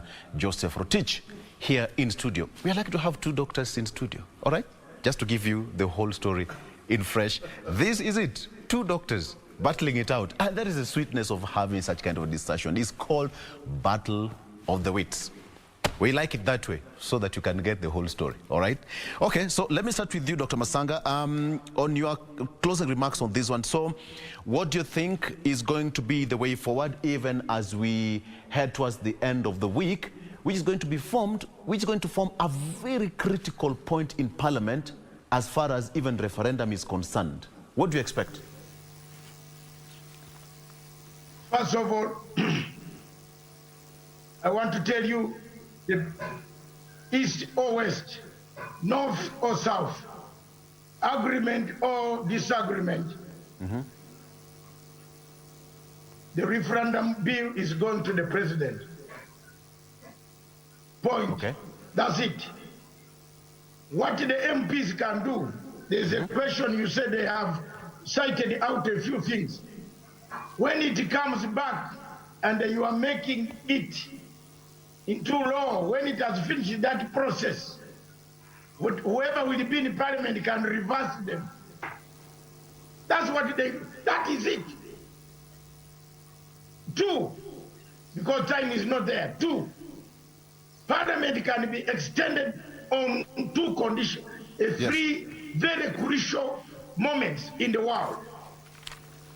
When a country is at war, your constitution allows the parliament to give 6 months when Kenya is fighting another country, which I don't want to predict. But because of the Indian Ocean Maritime case that is going to be ruled in September, this country could be, if the case goes wherever it goes. At the time, Simekha, I want you to think ahead, my son. I want you to see the sun in Mount Elgon and see how it does. There could be some problems in the East African region. I've been warning people about that. I hope they know. If that happens, the Parliament of Kenya, and Kenya is at war with any country, they can change the time elections can be pushed. But if that is not there, we have catastrophe, natural catastrophe, calamities, disaster. We have now COVID-19 hitting India, where we used to fly for treatment. They now have to fly to us for treatment. If that becomes a big problem, there could be a possibility, God forbid, it will be over. Jesus, we are always praying everywhere. Another point, which I want to say, Dr. Rotich and Simekha, you remember Emperor Nero. Emperor Nero, the mother went to Emperor Nero and said, my son, there are people in the city of Rome who preach, who can tell, who talk of a God who makes miracles, who can change, who are better than these medicine men, who come to you and tell you if you do this, you do that. You know, Emperor Nero said, come, call them to come. They came in the palace. After listening to them, Emperor Nero became a Christian. Then after some time, the medicine men came to say, these Christians are not very good. That is the category of the Orengo or Tende. You have Orengo, Otiende, and others. They go now to Emperor Nero. They say, but sir, this thing is not very good. I'm literally speaking, bringing it so that you understand. They knew, they saw, they are lawyers. They know that God exists. Emperor Nero turned on the mother, killed the mother, and killed Christians. Let's not do that type of politics. This thing was there. Orengo is a deputy leader of majority in the Senate. All these things, he took part. He went there. They saw. They were in Leiko. Why didn't they say these things? The last point that I want to tell Kenyans, from my point of view internationally, that is, there are 2 groups in Kenya competing for power. One is a group funded quietly and silently via NGOs, powerful international NGOs. And the money, greenbacks, the dollar is smelling somewhere. So you weigh whether you go here or you stick here. Then we have those who support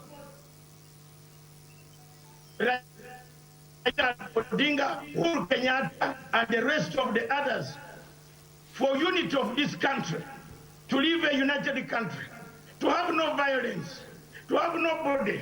And I want to end my words by saying, 30 seconds, 1 minute. BBI was for healing process. When Raila and Ruto met, they wanted to heal this country from the wounds of Kivuti, from the wounds of 2013, from the wounds of 2017, from the wounds of ICC, from accusations. That was their main aim. And Simekha, wherever you walk, Don't accept, you are one of those in the BBI team. Don't allow politicians to hijack this BBI. It is for healing. It is healing people. People need restitution. People need reparations. People need accountability. People need a truth telling. Where is truth telling here? Have you noticed one thing, Dr. Rotich? That when you go to a restaurant in Kenya, in Nairobi, and you step on somebody by mistake, and the tea pours on his shoes, have you seen the type of eyes he uses on you? Have you? Dr. Rotich, I have, even in a good hotel, you see how a man can look at you.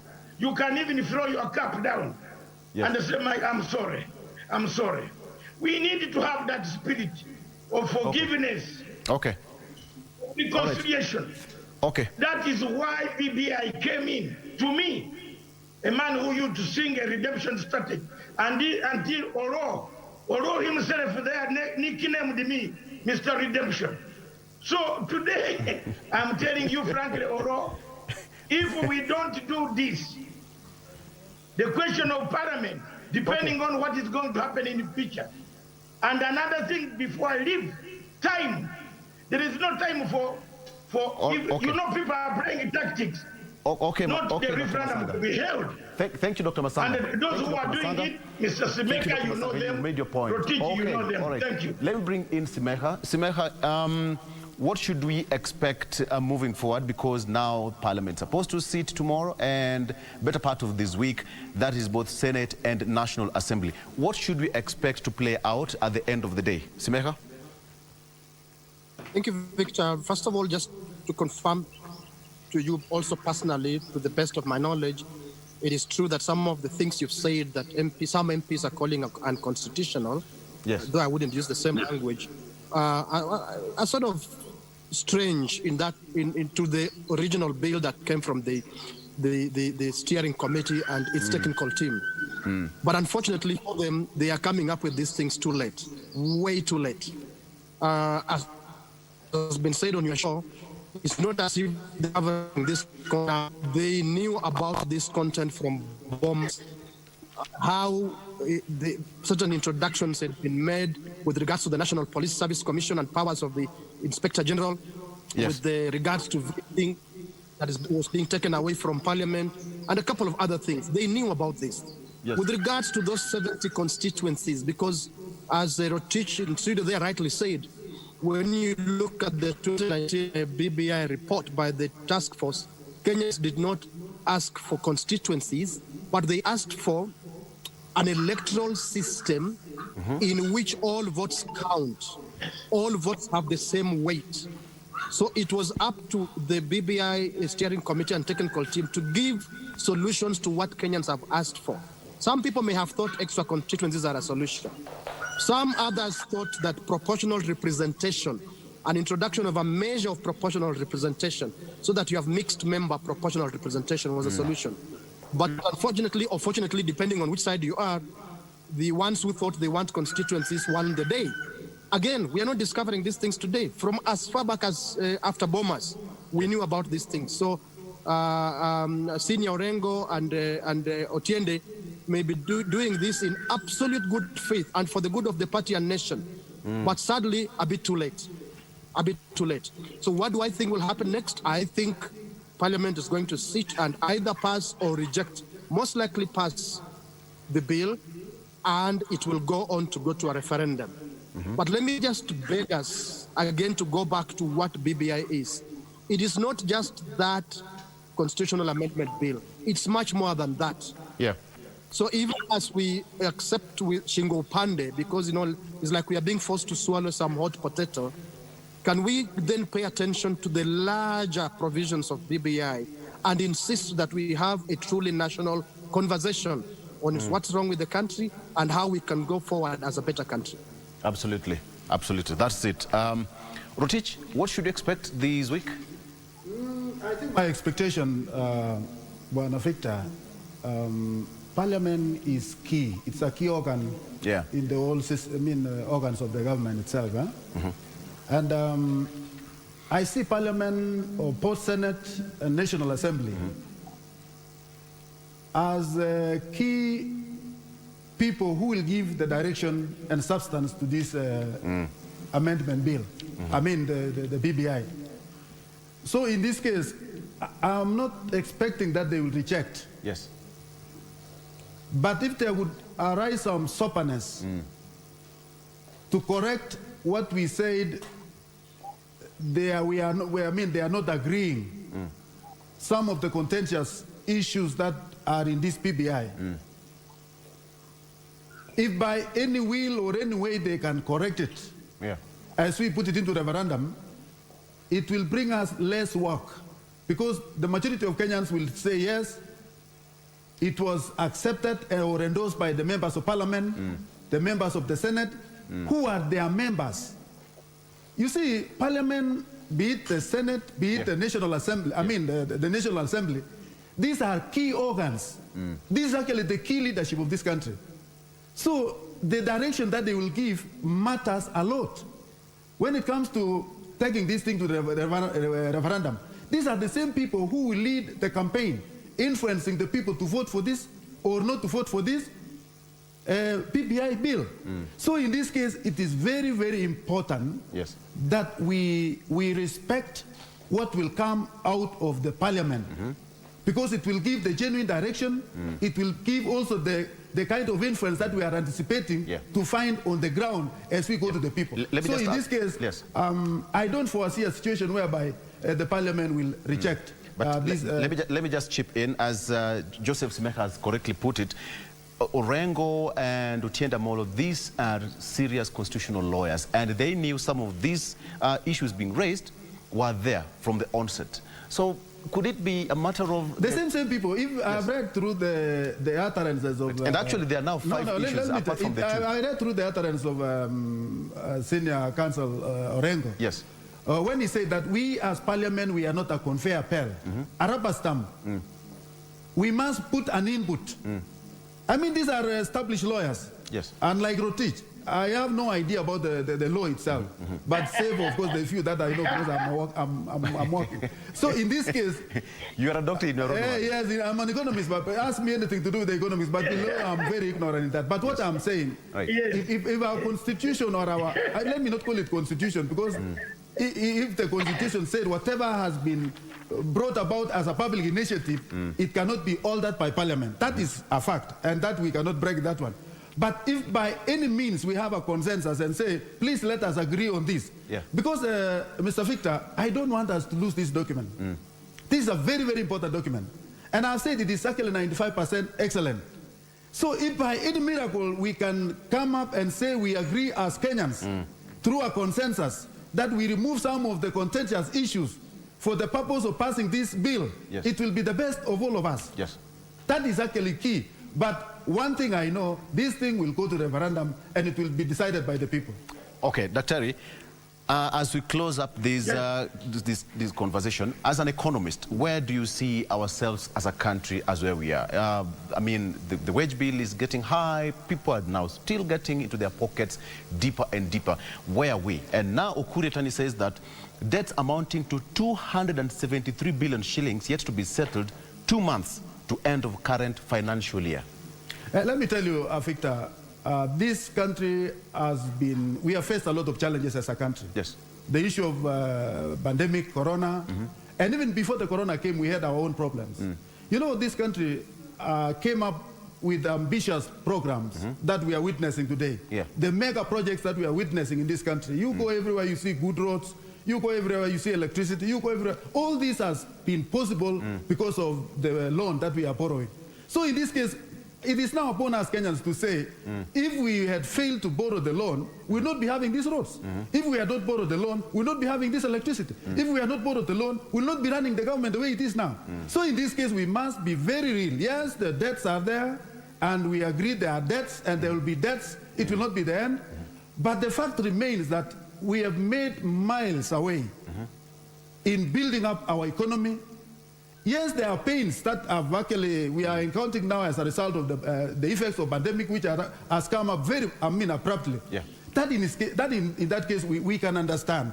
But Victor, I must assure you that this country must borrow to progress. That is a fact. Is there hope for the Mwajiko? Yes, it will be now. You see, let me tell you, the key thing now that the government must look at it very keenly is how we can build our own economy without borrowing. Yes. We must lessen the borrowing. We must invest even in those investments that will create job opportunities. Because if we have to solve the problem, the suffering loads that we are witnessing today, so many job seekers on the streets, how can we help them? How can we mitigate their problems? It is only in creating employment opportunities.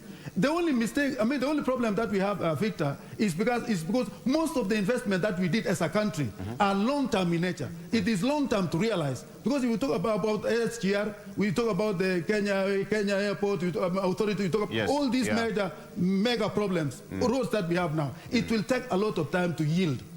So in this case, that is why we are feeling the pain. But the moment the country begins to realize the yield of what we have invested, we shall be singing hallelujah, all of us. But as of now, the pain is worth having. Let me tell you, Victor, when a woman is at labor, it is the one thing that can happen. But once it bears a good child, everybody will enjoy. Even the mother will forget the kind of pain that she experienced. That is the kind of experience that we are moving on. But Kenya will come to the limelight. Daktari, for once, Dr. Matsanga has agreed with you, and actually he's even clapping. Daktari, you can clap. You have all the permission from me to clap for Dr. Rotich. Clap. Go ahead. Before you close, I want to thank Rotich for being so nice at the end. Rotich, now he's been nice all through. Now you are teaching. He's been nice all through. Every country must have a date. You must borrow for future investment. Now, brother, we are talking. Thank you very much. And that is what we want. And a cow. You see, I brought that cow narrative. I told you, before the cow produces, you don't go and build also a shed for milking. Okay. Now, when we see that calf has come out, all of us are going to smile. Haven't you seen? We are smiling, you and me now. Okay, thank you. Thank you, Matsanga, and you have got a Kenyan flag. Asante sana. Simekha, from where you are, your last word now in 20 seconds. I want to tell Rotich. I want to tell Rotich, always be patriotic. Where, look, I have 54 flags. Okay, Dr. Matsanga. Okay, Dr. Matsanga, let me bring in Rotich. Let me bring in Simekha to have his last word. Thank you, Daktari. Thank you, Daktari. Simekha, Rotich has talked about longevity in terms of what we are borrowing and the longevity of what we should expect. Your last words in 20 seconds. Yeah, my last word is we made mistakes in terms of governance. We will bear the consequences for quite a while. It's not going to be easy. I don't think it's going to be as easy as has been said. Until and unless, in my humble opinion, we have a leadership that realizes that made mistakes, has had a huge negative impact on our economy. Those who have made these mistakes, I don't think we can solve them. I think a better leadership will help us resolve where we find ourselves in. And lastly, Victor, remember a man called Major Retired John Say? I'm sure there are people right now who may want to go to him and tell him, we should have listened to you. Most likely he's saying, I told you. I know people even in close association with me who insulted him when he said, let's take a look. Now they want to take that look too late. This is why this BBI process would have always been about open, honest conversation. And that's the lesson we must take forward, even for fixing the economy. Let's take forward open, honest conversation. Where we've made mistakes, let us agree here was a mistake for Kenya. Let's cut corruption. Corruption is part of the... Yes, including corruption. Let us have an honest conversation and say, this was a major mistake. If we never do this anyhow, what do we do going forward? Yes, but projects must be built. Projects must be built. Okay. You are not going to carry your maize. All right, Dr. Matsanga. Thank you, Simekha. Simekha, you had the last word. Thank you so much. Gentlemen, That brings us to an end of this particular show. I always put it, we can never have enough time when you're having some good time. But you know what? Everything must be done in particular order, and the order says that we are done right now. Dr. Joseph Rotich with me here in studio. Thank you so much, gentlemen, for joining us every Tuesday. We have got Joseph Simekha all the way from Vihiga, and of course, Dr. David Matsanga, who is a governance expert all the way from the United Kingdom. Gentlemen, thank you so much. We value and appreciate your time. Right now, though, we have Doreen to give us how the road looks like just before we leave the studio, and of course, even you before you leave the house. Doreen, how are you? How's the road today? What are you doing now? I think I should be the one asking you, how are you after that heated conversation there? I mean, it's awesome just having fun with the gentlemen and having the brains putting some sense into these matters, you know? Yeah, but also it's beautiful, I mean, just for also our viewers and Kenyans to understand some of these constitutional processes, especially as it pertains to this BBI, instead of just supporting or rejecting for whatever reason, and someone may not really understand why they're falling on whichever side.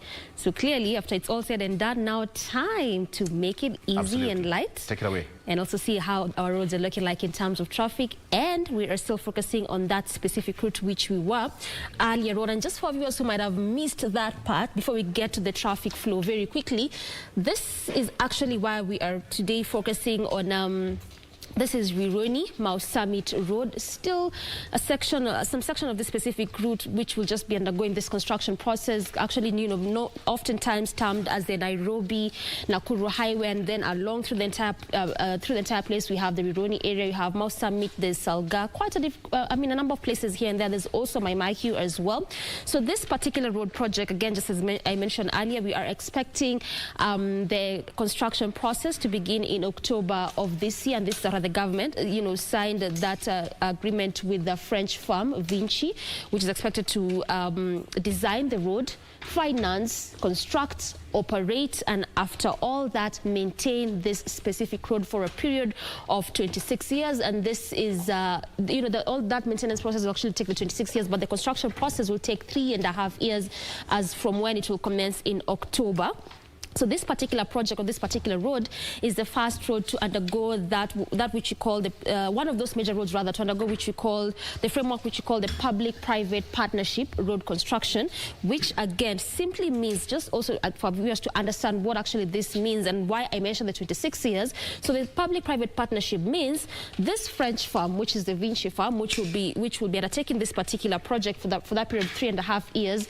The major part of it, aside from the construction bit, will be the financing.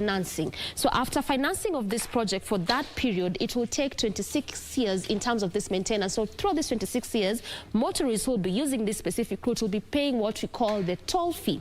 Now this toll fee is now what brings up the public part of this public-private partnership, because it's through this toll fee where the French firm will be able to recoup this money in which they use to finance this particular road. And this is going to be a 233 kilometers road, one of those busy roads. So just from what we're seeing from these images, clearly from those trucks as well as the vehicles, just showing that very instrumental, especially when it comes to the transportation of this cargo from Nairobi to those counties in the western and Nyanza part of the country, as well as also from those areas coming to Nairobi, and also from outside Kenya, that is countries such as Uganda, Tanzania, coming all through with the same, you know, the cargo and goods. So part of what will be included on this specific road will be the widening of this road from dual carriage to a four-lane road. In addition to that, it will also have what the bus stops, or if you may, the different terminals here and there, just along the entire stretch. And also, as what I mentioned earlier, is that they haven't really quite talked about footbridges, which is what we normally see, especially on most of these new roads that are being constructed, either reconstructed, expansion, or even rehabilitation. On this specific one, they haven't really mentioned that. But also what we know is that it will also have pedestrian walkways. So in as much as they're trying to make it easy for motorists, those using this particular road, either going to those areas which I've mentioned, or even going about their businesses, or even just transporting this cargo as well as the goods there, but they're also trying to make it easier for these pedestrians here, or those that will be using this specific route. So that is part of what will be inclusive on this specific route, even as they expand the road. Now, a very quick look on the traffic, try to see if at all things have changed or is the same as how it was. You can remember that earlier on there was barely any gridlock, especially on the areas around Maimahiu, given the fact that also around this area there's still some ongoing road works. And unlike the other road which we are looking at, which is Rironi Mau Summit, where they've put a tagline on when the road is expected to come to a complete in terms of construction, on this specific one they have not said anything. This is around the Maimahiu area.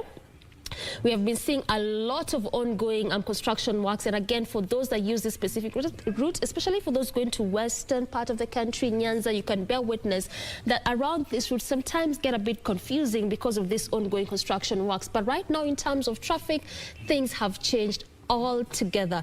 This is how it is looking like right this very minute in terms of the gridlock there. Earlier on it was just green all through, you know, moving at a very, very swift pace. But right now, just before you get to that intersect there, this is as you get to branch off to Maimahiu Narok Road on this section, as well as Maimahiu Nakuru Road also on the other side. That is just where, you know, the gridlock is being spotted in some sections, moving at a very, very slow pace. But also, this can be well attributed to those ongoing construction works which have been going on for some time, which ultimately lead to this kind of the heavy gridlock we are spotting there on the other side, moving at a very fast pace. Looks like things are changing there just a bit on that section, but at least in as much as there's a bit of a gridlock, it's altogether manageable kind of traffic. And this is the road situation there on that section, one of those areas where there's still some ongoing road works as well. Just as I mentioned earlier, we'll continue to keep a close eye on what is happening, especially around the Rironi Mau Summit Road, until we see that construction process begin, and also up until when it'll come to an end. Thank you for that, Ms. D. We truly appreciate you for always coming through with that update, my guy. You are the guy. Take it away. All right. We want to continue on to the next conversation, and this is all about Entrepreneurship Tuesday, where we get to have conversations around anything involving business. And today, it's going to be all about our youth. We're living in a time where the youth dividend is blowing out of proportion. We have so many young people who haven't gotten a stable source of employment, and COVID-19 made things worse. But when it comes to how we, as the young people, prepare ourselves for employment, how employable are we? How are we helping develop our careers from a personal point of view? That is what we're going to be talking about today, understanding the scope of career development. And we have such a fantastic guest with us in studio this morning to help us understand all this. We have with us Jerusha Otieno, who is the founder of Nano Venue. Karibu sana, Jerusha. Thank you. Thank you for making time to be with us today. Thank you for having me. Absolutely. I'd like us to start with your social media handles. Our viewers can also interact with you on that platform. Okay, so our social media handles are on Facebook, Nano Venue, on Twitter at Nano Venue, and then on Instagram at Nano Venue KE. All right, there you have it. And of course, the official hashtag is still Good Morning Kenya on Twitter, at Jane Wamboy across all the socials. We welcome any questions, comments, or clarifications that you may be needing from this conversation. Let us start by understanding what Nano Venue is all about before we get deeper into this conversation. Okay. So Nano Venue is a career development center, and there we provide people with the tools and the resources they need to grow within their careers. Our focus is majorly on the youth, 18 to 30-year-olds, but we go all the way to 35. And we're saying that as young people, times have changed. What used to work for our parents is no longer working. Yeah. So what do you do now, given the current circumstances, and even with COVID and all that? How do you go about it to ensure that you can get started, number one, on your career, and then grow it and to the level that you want to go to? All right. Yeah. What got you onto this journey of understanding the role that career development has to play when it comes to the actual bit of trying to develop your career or even change your career? Tell us a bit about your journey. Okay, my journey. So I graduated from high school, joined the university, studied biochemistry. And you know what? Biochemistry. Yes, now life starts. Nice. Okay. So you finish up and you're thinking, I'm going to go to the lab, most probably in a research institution somewhere. And you realize that, you know what? Unemployment is real. It is real. You know? So through that process of trying to figure out what do I do to ensure that I move away from unemployment to employment and actually grow in my science field, I started reading a lot, you know, and I got mentors and all that, and it was a question of how do I move from point A to point B? Okay. So through that process, I was able to learn a lot. Then I started bringing on board mentors for younger people. I had just graduated from campus, so I started mentoring those in high school, and just like that, did a few courses here and there. And through that process, here I am. Here you are today, and we're here talking about career development. Now, starting with the word career development in itself, because I can tell you for a fact, the first time I heard of career development was when I was in campus. In my third year, we had a unit called career development. When you finish that unit, you're given a very beautiful certificate, and that's it. Just one unit you get to do in campus, but do you really understand what career development means? What scope? What is the scope of career development? Career development is a journey. Yeah. It's never really complete. You can never really finish up on your journey. So you get started, and the first thing you need to do is to assess yourself. You know, who am I? What is my personality? What do I have to bring to the table? Which skills do I have? You have to do that self-assessment first before you move on to the next stage now, which is identifying, this is where I am, this is where I want to go. What can I do between here and there to ensure that I actually develop as a person and also develop my career? Once you do that, you've hit your first goal. Now what? Okay. You see? So you do the process again. It's an ongoing process. It never ends. It never ends. Yes. I like the fact that you've mentioned it starts with self-assessment. And this self-assessment process is something that I feel so many of us don't get right, especially when you are in campus. And starting with even just our personalities, something that we may take for granted, but we don't really understand to what level it impacts the kind of career paths that we choose. From your research and from what you have seen interacting with the young people, what is the relationship between your personality as an individual in line with the career of choice that you want to pick? Okay. So your personality, number one, there are many personality tests out there. Maybe it would be good for you to take one, understand yourself. The most common one is the MBTI one, you know, and it gives you 16 personalities, INTJ. So when you do that test, you get the combinations of where do you lie. Once you know that, you want to find out, okay, fine, so this is pretty much who I am almost, but you never really fall in one category. It's not a rigid. No, it's not rigid system. So, for example, if you're an INTJ, your immediate right and your immediate left, you'll also find that there are traits there that apply to you, which is okay. So there's that aspect of personality tests and all that, and then now there is the knowing which skills, you know, do you have?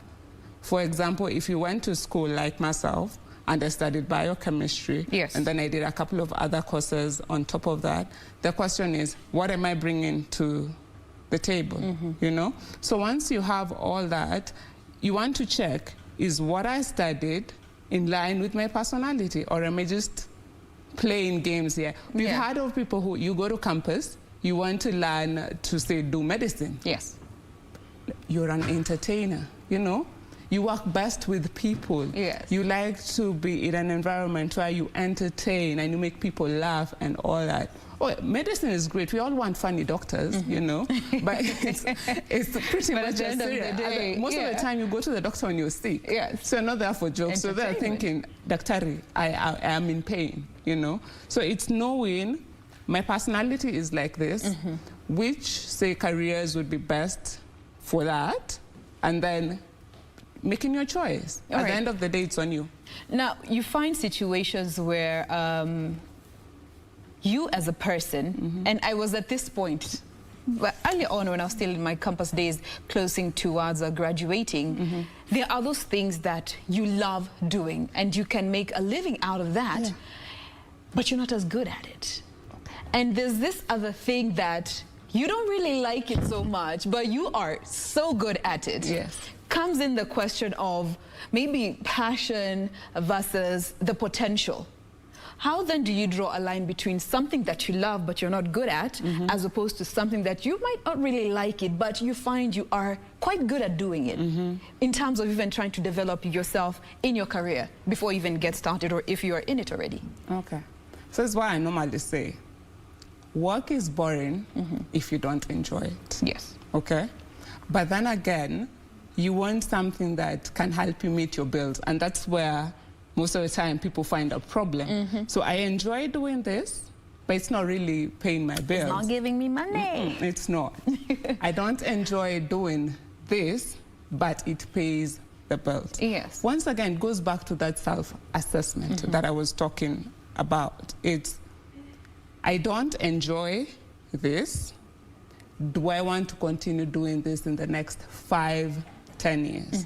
Or do I want to make now a career switch? Looking at the future, yes. the long term. Yes, you want to look at the long term. Okay. And if I'm going to make a career switch, I've been doing something that I didn't really enjoy, but which skills can I pick from here and that can help me on the other side? No, those are the transferable skills that, you know, people talk about. Maybe you know how to sell. Yes.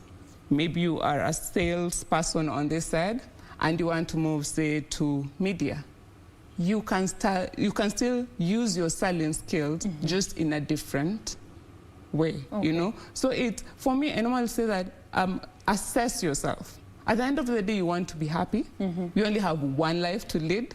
It would be awful if on your deathbed, you sit and go, I wish I did this. I think that would be the worst. Regret having lived an unfulfilling life. Yes. Now, let's talk a bit about the mindset that this youth group that, you know, you're targeting has, and especially when it comes to the traditional way of working and developing your career versus the new forms and the new age of employment and the different versions of employment is coming up in this day and time.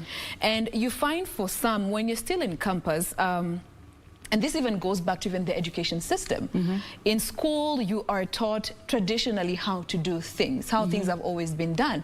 But when you get to the job market, just looking at last year, 2020 shifted employment from your usual 8 to 5 in the office to remote working. Yes. How then do you strive to get that balance in order to ensure that you're also advancing as a career, especially if you're just getting into the job market, considering what you've been taught and what you're finding?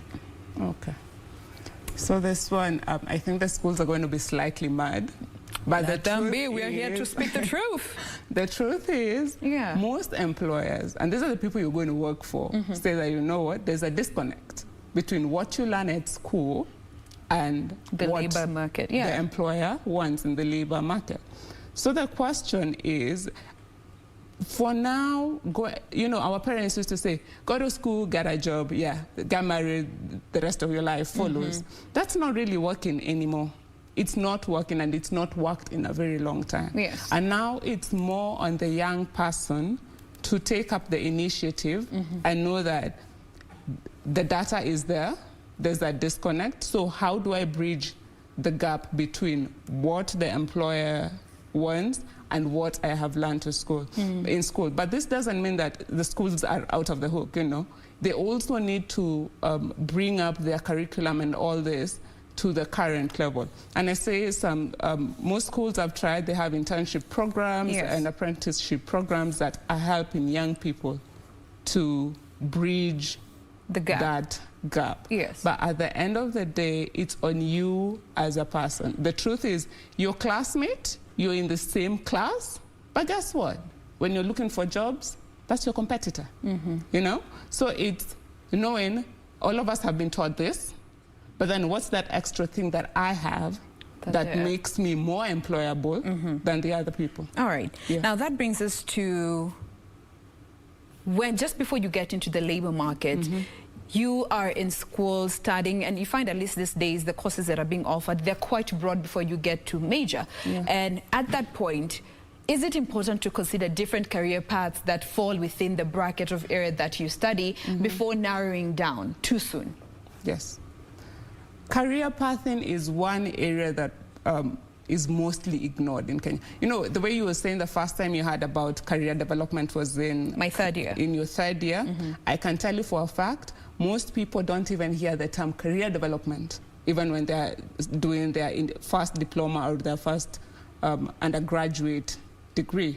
You know, so you want to path your career. Do your research. And I'm going to say, like right now we are in a new age where almost everyone has access to the internet. Yes. Even if you don't have access to it 24/7, you have access to it at least part of the day. Most young people have smartphones. Go on Google, find out. Say you study journalism and communication. What are the breadth of careers in that bracket? Yeah. Okay.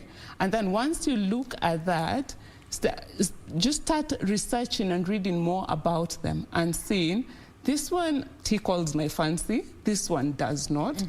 And you start pathing. You can see how you are bringing these things together. Slowly by slowly, you end up with, say, 4 to 5 paths that you think you can take. Then you look at it and say, I can start from here, then move from here, then move from here. Okay. In the process, bring in, say, some mentors and some coaches, people who are already in the industry, and they'll tell you, that path kind of hard right now, you know?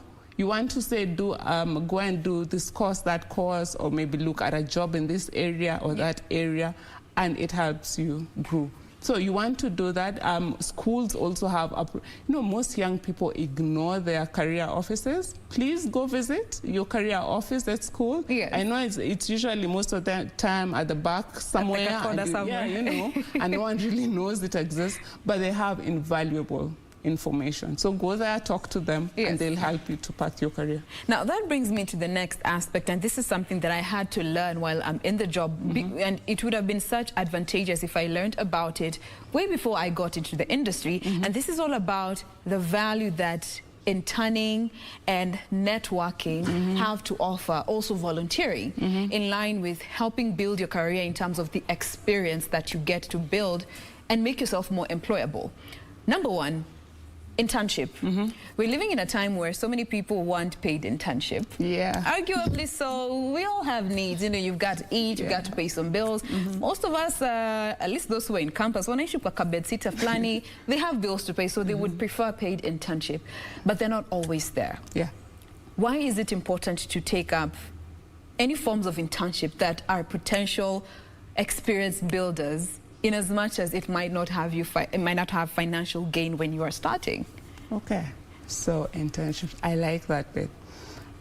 Internships now give you the hard skills and the soft skills you actually need to survive the marketplace. The technical skills of whichever career you've chosen. Yes. That's why you go to learn about it. But then again, you're not working alone. You work with people. So how do you handle people? School doesn't teach you how to handle people. Oh, it doesn't. It does not. Oh, my goodness. And the reality is, for most people, what determines how far you go is not only your hard skills. It's how do you relate to people. Your people skills. Yes, your people skills. So that's where networking is. But networking is not going and picking business cards. You go to networking events and everyone has a card, and they dish them out and they're thinking, yeah, I networked. That was successful networking. You didn't really network. Yeah. Go. I say that networking is for you to go and learn about people. Cool. Find out, who is Jane? What does she do? But above all, how can I be of help to Jane? Not just getting a contact from them. No, it's not that. The easiest way to network is to provide a solution for someone. It might not be that they have a problem and you solve it. Chances are you can connect them to someone. You can tell them, have you checked this program? That's what it's all about. But take up all the internships you can get. Between the ages of 18 and let's say around 27 to almost all the way to 30, because that's when most people graduate with their first diploma or degree. You want to get your skills. One of the reasons people don't understand why employers don't sort of pay is, number one, it's not that they don't want. Okay, some don't want, but some do, but it's expensive. And the reality is, you get to the workplace and they have to retrain you. Like you've been taught that in school. Forget all that. It goes like on the this. job. Yeah. This is what we need from you. Okay. You want to work on your skills. There's no you're going to work on your skills if you don't do actual work. Yes. So if you can't get paid internship, are you going to sit and wallow there? You know what? By the time you are saying, let me finally do an internship or a volunteer gig or something of the sort, someone has already done 3 or 4, and when now it gets to entry-level jobs and guys are being hired, trust me, they will not look at your CV and anyway, because they're looking at your CV and they're saying, there's nothing. You know, what have you done? Experience? You know, what have you learned? Yeah. How is that experience adding on to what we need? Because with employers, it's what they need. It's not really what you're offering. You know, they have a need. Say, I want an anchor on TV. I want an anchor for this. How are you fulfilling so how the are needs? you fitting into, you're going to fulfill the needs of the employer. All right. What about the group of young, aggressive individuals who they have brilliant ideas, they're innovators, and they want to get into entrepreneurship immediately after school. For some, they might get lucky, get funding, or they already have a foundation that has been set. And there are those who are not as lucky. But from a career standing, from what you have seen, is it advisable to venture straight into entrepreneurship straight after campus, or what do you need to do if that's not the advisable way to go? This one is comme ça, you know, 50-50. Because the truth is we do have the Mark Zuckerbergs who just left school and, we are here with Facebook, you know, we have WhatsApp and Instagram and all that. But then for most people, you first need to learn. And the best way to learn is to go actually work for something. Go and understand. Through employment. Well, how does the workplace work? You know, okay, fine, I'm going to become an anchor, but you know, there's HR, there's finance. That you have to deal with. Maybe you want to pitch something. Do you pitch it to HR? Does it go to finance? You know, who is it going to be under PR? So you need to go to the workplace. Just at least we say that internship helps. It helps to navigate, but it's not fully complete. You're sort of shielded as an intern. Go get an actual job and see how it works. See the repercussions of what you're doing before you decide to venture out. All right. Now, looking at this time and age we're living in, the young people have the social media, and it has been termed as a double-edged sword. And we're living in a time where potential employers are now sifting through what you post on social media. Understanding that it's no longer just yours to use as you please. It has a role to play on your employability, capacity, and also career development. So for social media, I know most people ask, it's social media, I'm supposed to be socializing. Yeah, it's my platform. It's my platform. Why would you as an employer go and poke your nose invasion of over privacy? there? Exactly, you know, why are you going to look at that? But the reality is employers want to learn more about you. And why is that important for the employer to start off? Most of the time it's a fit to see whether you're a good fit for them culturally, you know, by going through the things that you like and all that, seeing what you post there. They can see this is a person who looks like almost what you want. This one looks like, you know, this one could land us in trouble. We are avoiding trouble, you know. So it's basically to know more about you, what you stand for, how risky you are, and the truth is, if you're doing wonders career-wise, people like to brag a lot on social media, so they can also see a trail of what you've been up to, you know, and they say that this one looks like a go-getter. Maybe we can take them up. So your social media, try just to keep it clean. Especially your official handles, you know, try to keep it as clean as possible. You don't want people looking at you and saying, this one will start bringing us things at the office and we don't want. Just try and keep it clean as much as possible. All right. Remember, you always have a digital footprint. What you post today, trust me, there's always somebody who has a screenshot somewhere. A screenshot that has been saved.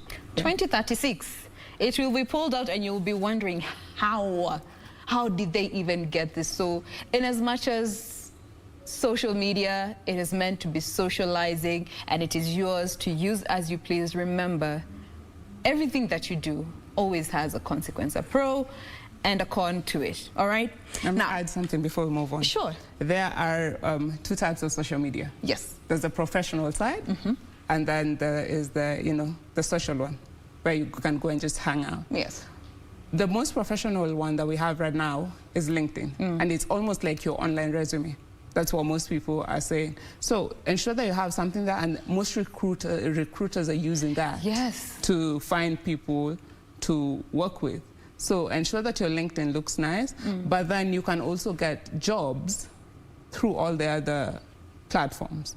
There are people who have reached out to me, say, I need this or that, simply because they saw it, say, on Facebook, or they saw it on Instagram or on Twitter or something of the sort. So just strike a balance. Strike a balance. Like a place like LinkedIn, it doesn't mean that you can't smile, and you can. Just be you. Yes. But you're tempering the you bring in. Moderation is key. Yeah.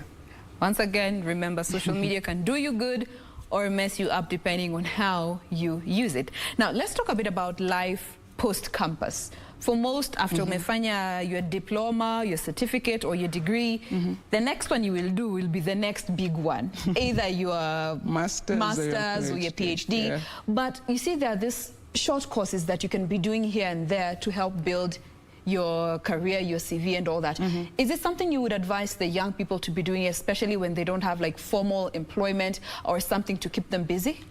Definitely. Yes. You always want to, by going to do some of these short courses, they add on to what you bring to the table. And trust me, what you learned, say, for your first diploma, and you go do a short course, it's going to build onto it. Yes. You might not see the value now, but say 5 years down the line, you can start to connect the dots, and you realize that, you know what, I did this, then I moved here, then I moved there. So yes, go and do the short courses. I think here we also come to the parents.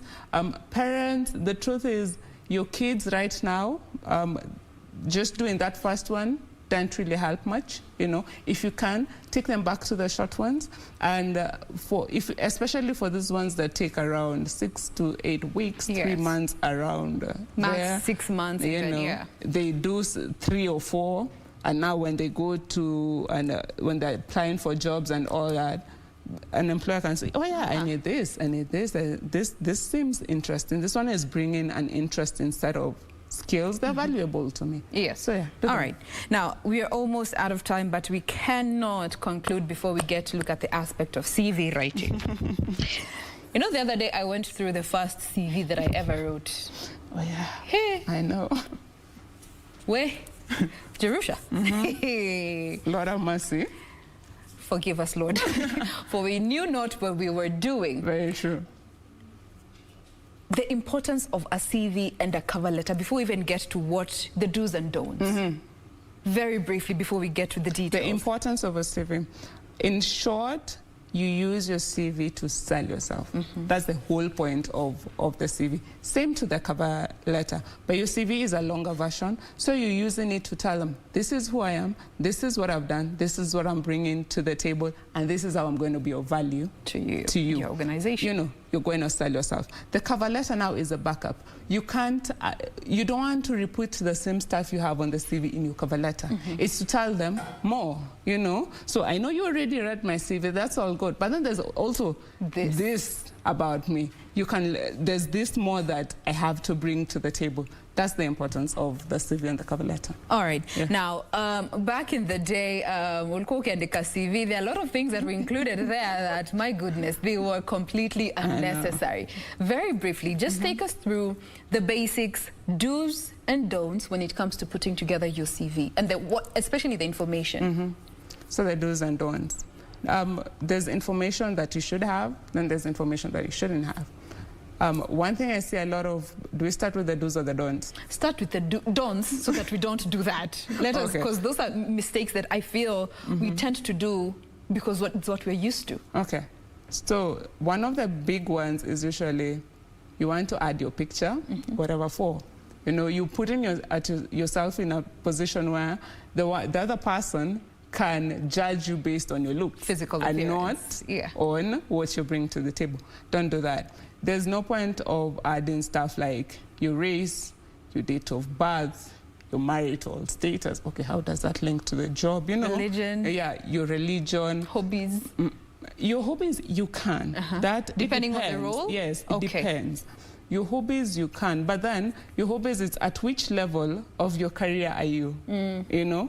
Like, for example, you're just starting out after college, you can, because it gives someone a glimpse into more about you. But for then senior roles, again, it depends, but most of the time you don't really need them because your CV speaks for itself. Okay?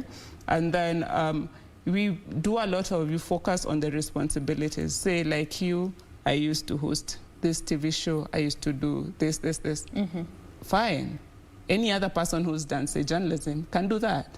I want to know about what have you accomplished. Because then it shows, Because then it shows me that you bring in value. Wherever if I bring you on board, you're going to add value. Yes. Okay?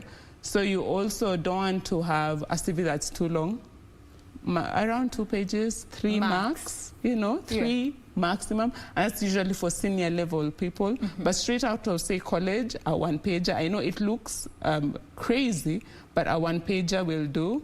And then from intermediate level to mid-career, even to some level of senior careers, you want to do 2 pages max. So if it's not that, 5 pages, 10 pages, I beg.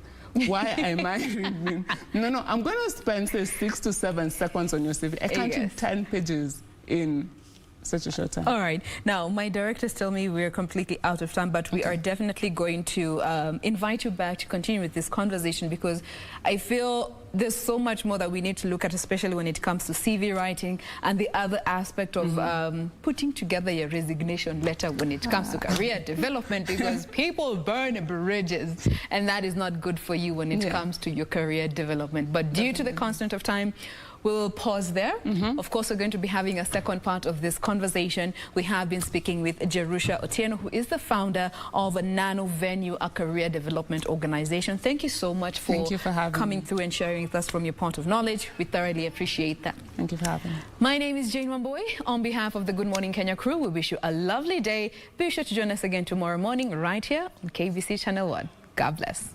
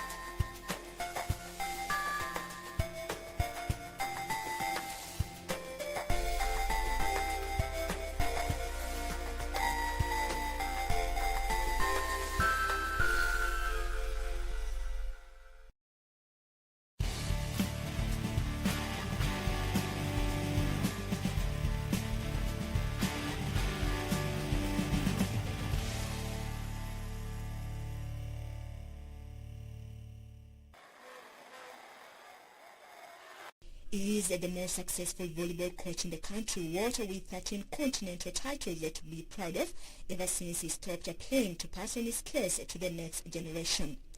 David Lunaho discovered his talent at an early age when he doubled up as a footballer. I started volleyball way back in 1980 as a very young boy, and I was really encouraged by my father, who was my first coach, who was also a volleyballer. And from then on, I never looked back. Though at some point I played football, but still volleyball took most of my time. I played football in high school.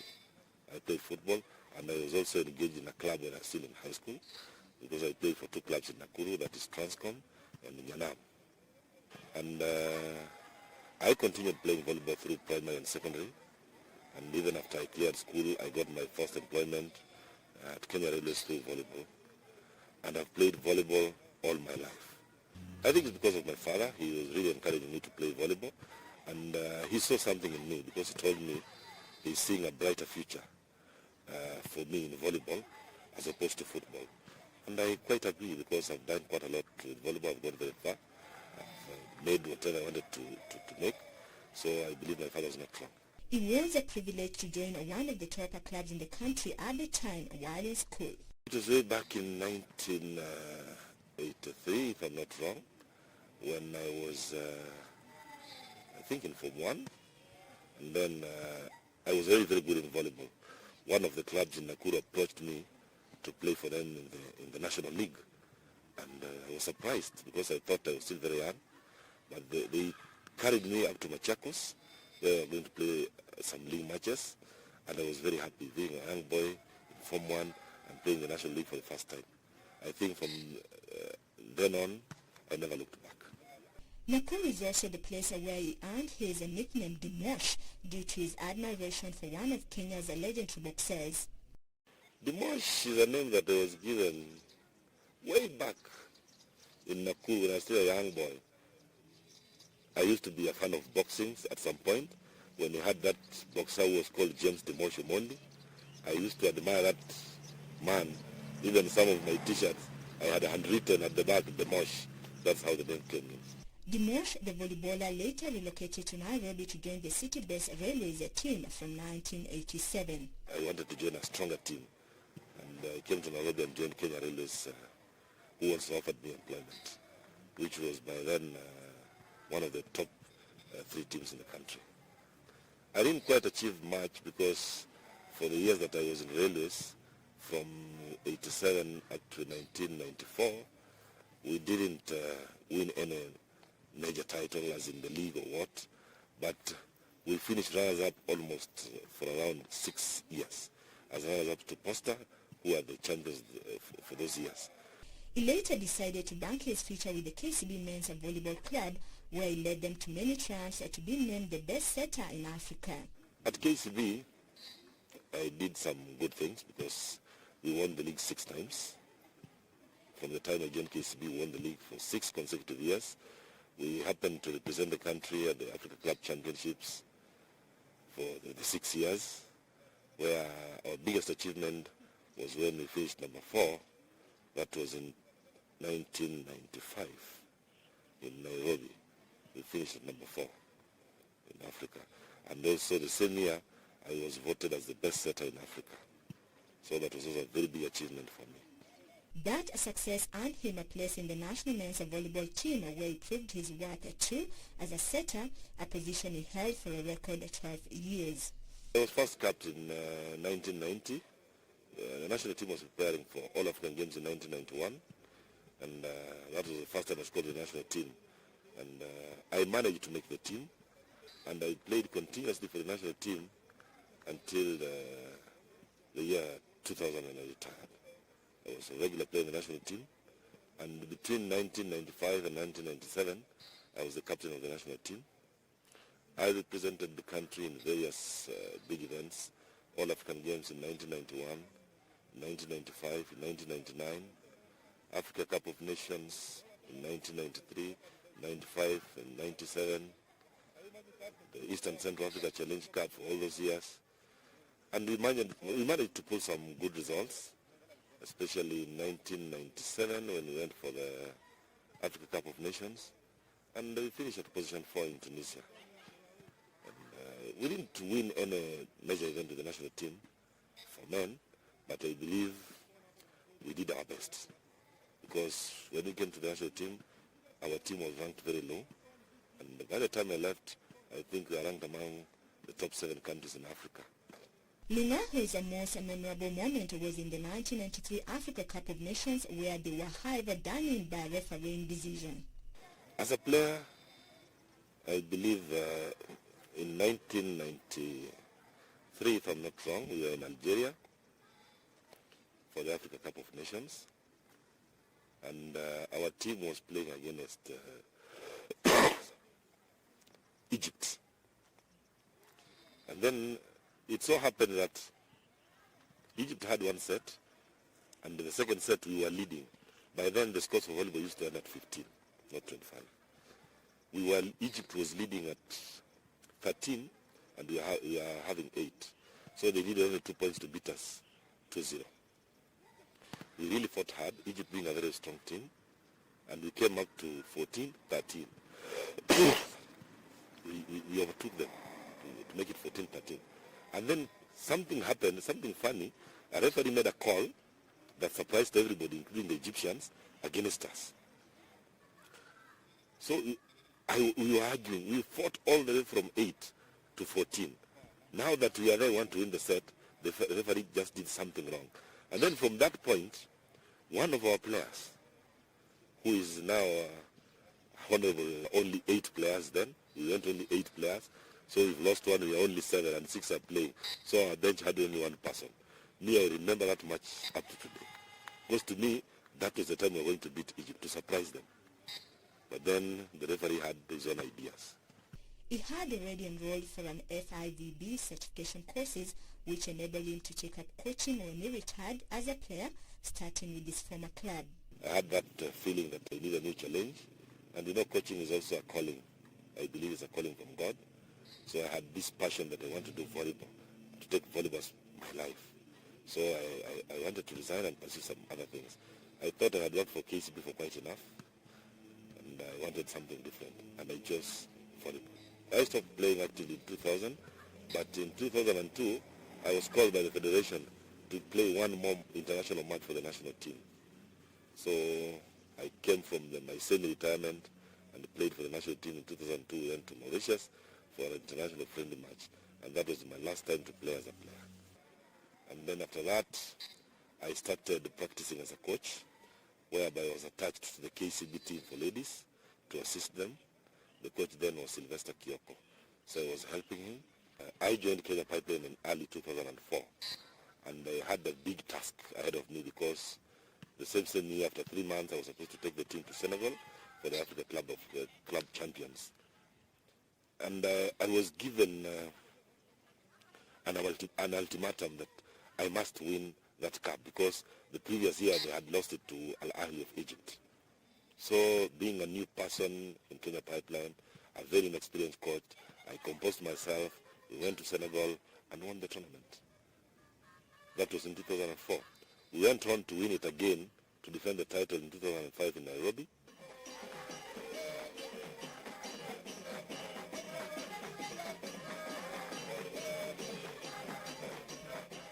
The veteran player's immediate achievements spoke volumes, and the Kenya Volleyball Federation did not waste time in appointing him as the national women's coach, where he led the team to nothing short of glory across the continent, despite the many challenges he faced along the way. From 2004, I was also engaged in coaching the national team, though the national team had been on and off. This time we were there, the next time we were not there. But I remember the first time I was given the national team as the head coach was in 2005, when we went to Abuja for the African Cup of Nations, which we also won. And then in 2007, we defended the title here in Nairobi. So, but in 2006, I was also the head coach of the national team. But when we were going for the World Cup in Japan, they brought in a Japanese coach who took over the team, and I went in as an assistant coach. It was good because to me, it was a learning experience. And I took it with good heart because I also came to learn a lot from that coach. And I've been coaching the national team in 2007 again when we went for the World Cup in Japan again as an assistant coach. I've gone to Japan again in 2010, World Championship as an assistant coach, and also in 2011 as an assistant coach. But during the qualifiers, all the qualifiers, I've been the head coach. Kenya Japani tuanze sasa. Kwenda kwao sio kwa rahisi. Wamefanya kazi ya ziada hapa. Overtime. One thing I believe, for the few times that I've played, or our teams have played at the World Champions World Cup, we've made a lot of progress. From the times when I was still young, our Kenyan team was going for the World Cup. They were being beaten 15-1, 15-0, 15-4, to now that we're even making sets. We are taking sets from the Europeans. It means the gap is bridging. But at the same time, look at the way our teams do their training and the way those other teams train. Those teams train for longer times. They train indoors. What about us? Our volleyball is played outdoors throughout the year because our leagues are played outdoors. So our players are more used to playing outdoors than indoors. And the volleyball is an indoor sport. So when we go for the World Cup, maybe when we'll be training for the World Cup, we train only for 2 months. And for those 2 months, sometimes we find that our team starts training at Nyayo for 1 month at Kasarani. You don't expect to beat somebody who has been training indoors throughout her life. But we are trying. I know we've not made it, but I'm sure the generation that we have now, that is coming, is the generation that is going to change.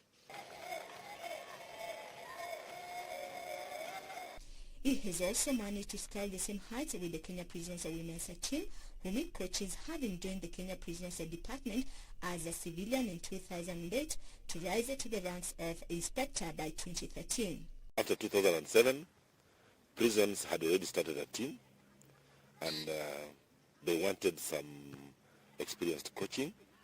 They approached me, and I decided, okay, it's time to move on. I've been in the pipeline.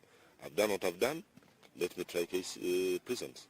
So I moved to Kenya Prisons in early 2008, and the same thing happened. I was taking the team to Cairo for the Africa Club Championships, a very young team, a very new team, with only 3 months training. Surprisingly, again, we won the tournament. And we've never looked back. Because as prisons, we've dominated now. Because from 2008, we've won it now 5 times. Prisons also managed to end the domination of Kenya Pipeline and KCB in the National League, with Lungaho at the steering wheel, thanks to all the support he gets from his employers, the Kenya Prison Service. They've been very supportive to me, and also to the volleyball team. They really encourage us. They give us time to train. They fund us when we go for championships. They're always behind us, and they motivate us even more if we perform. If we perform as we've been winning, they've always been motivating us. And the biggest motivation that the prisons has given us as a team is the employment opportunities that they've given all our players, because almost all of them are employed, save for those who are just coming from school. Not many sportsmen and women are able to succeed as a players can coach. So how did Lunga carve that niche for himself? I think it's hard work. It's hard work because one thing that I believe in my players is working hard. I come with a very good program. I'm a coach who works on programs. I don't just work haphazardly. I prepare a program that runs for maybe 3 months, 6 months, and I follow the program to the letter. I've gone beyond my expectations.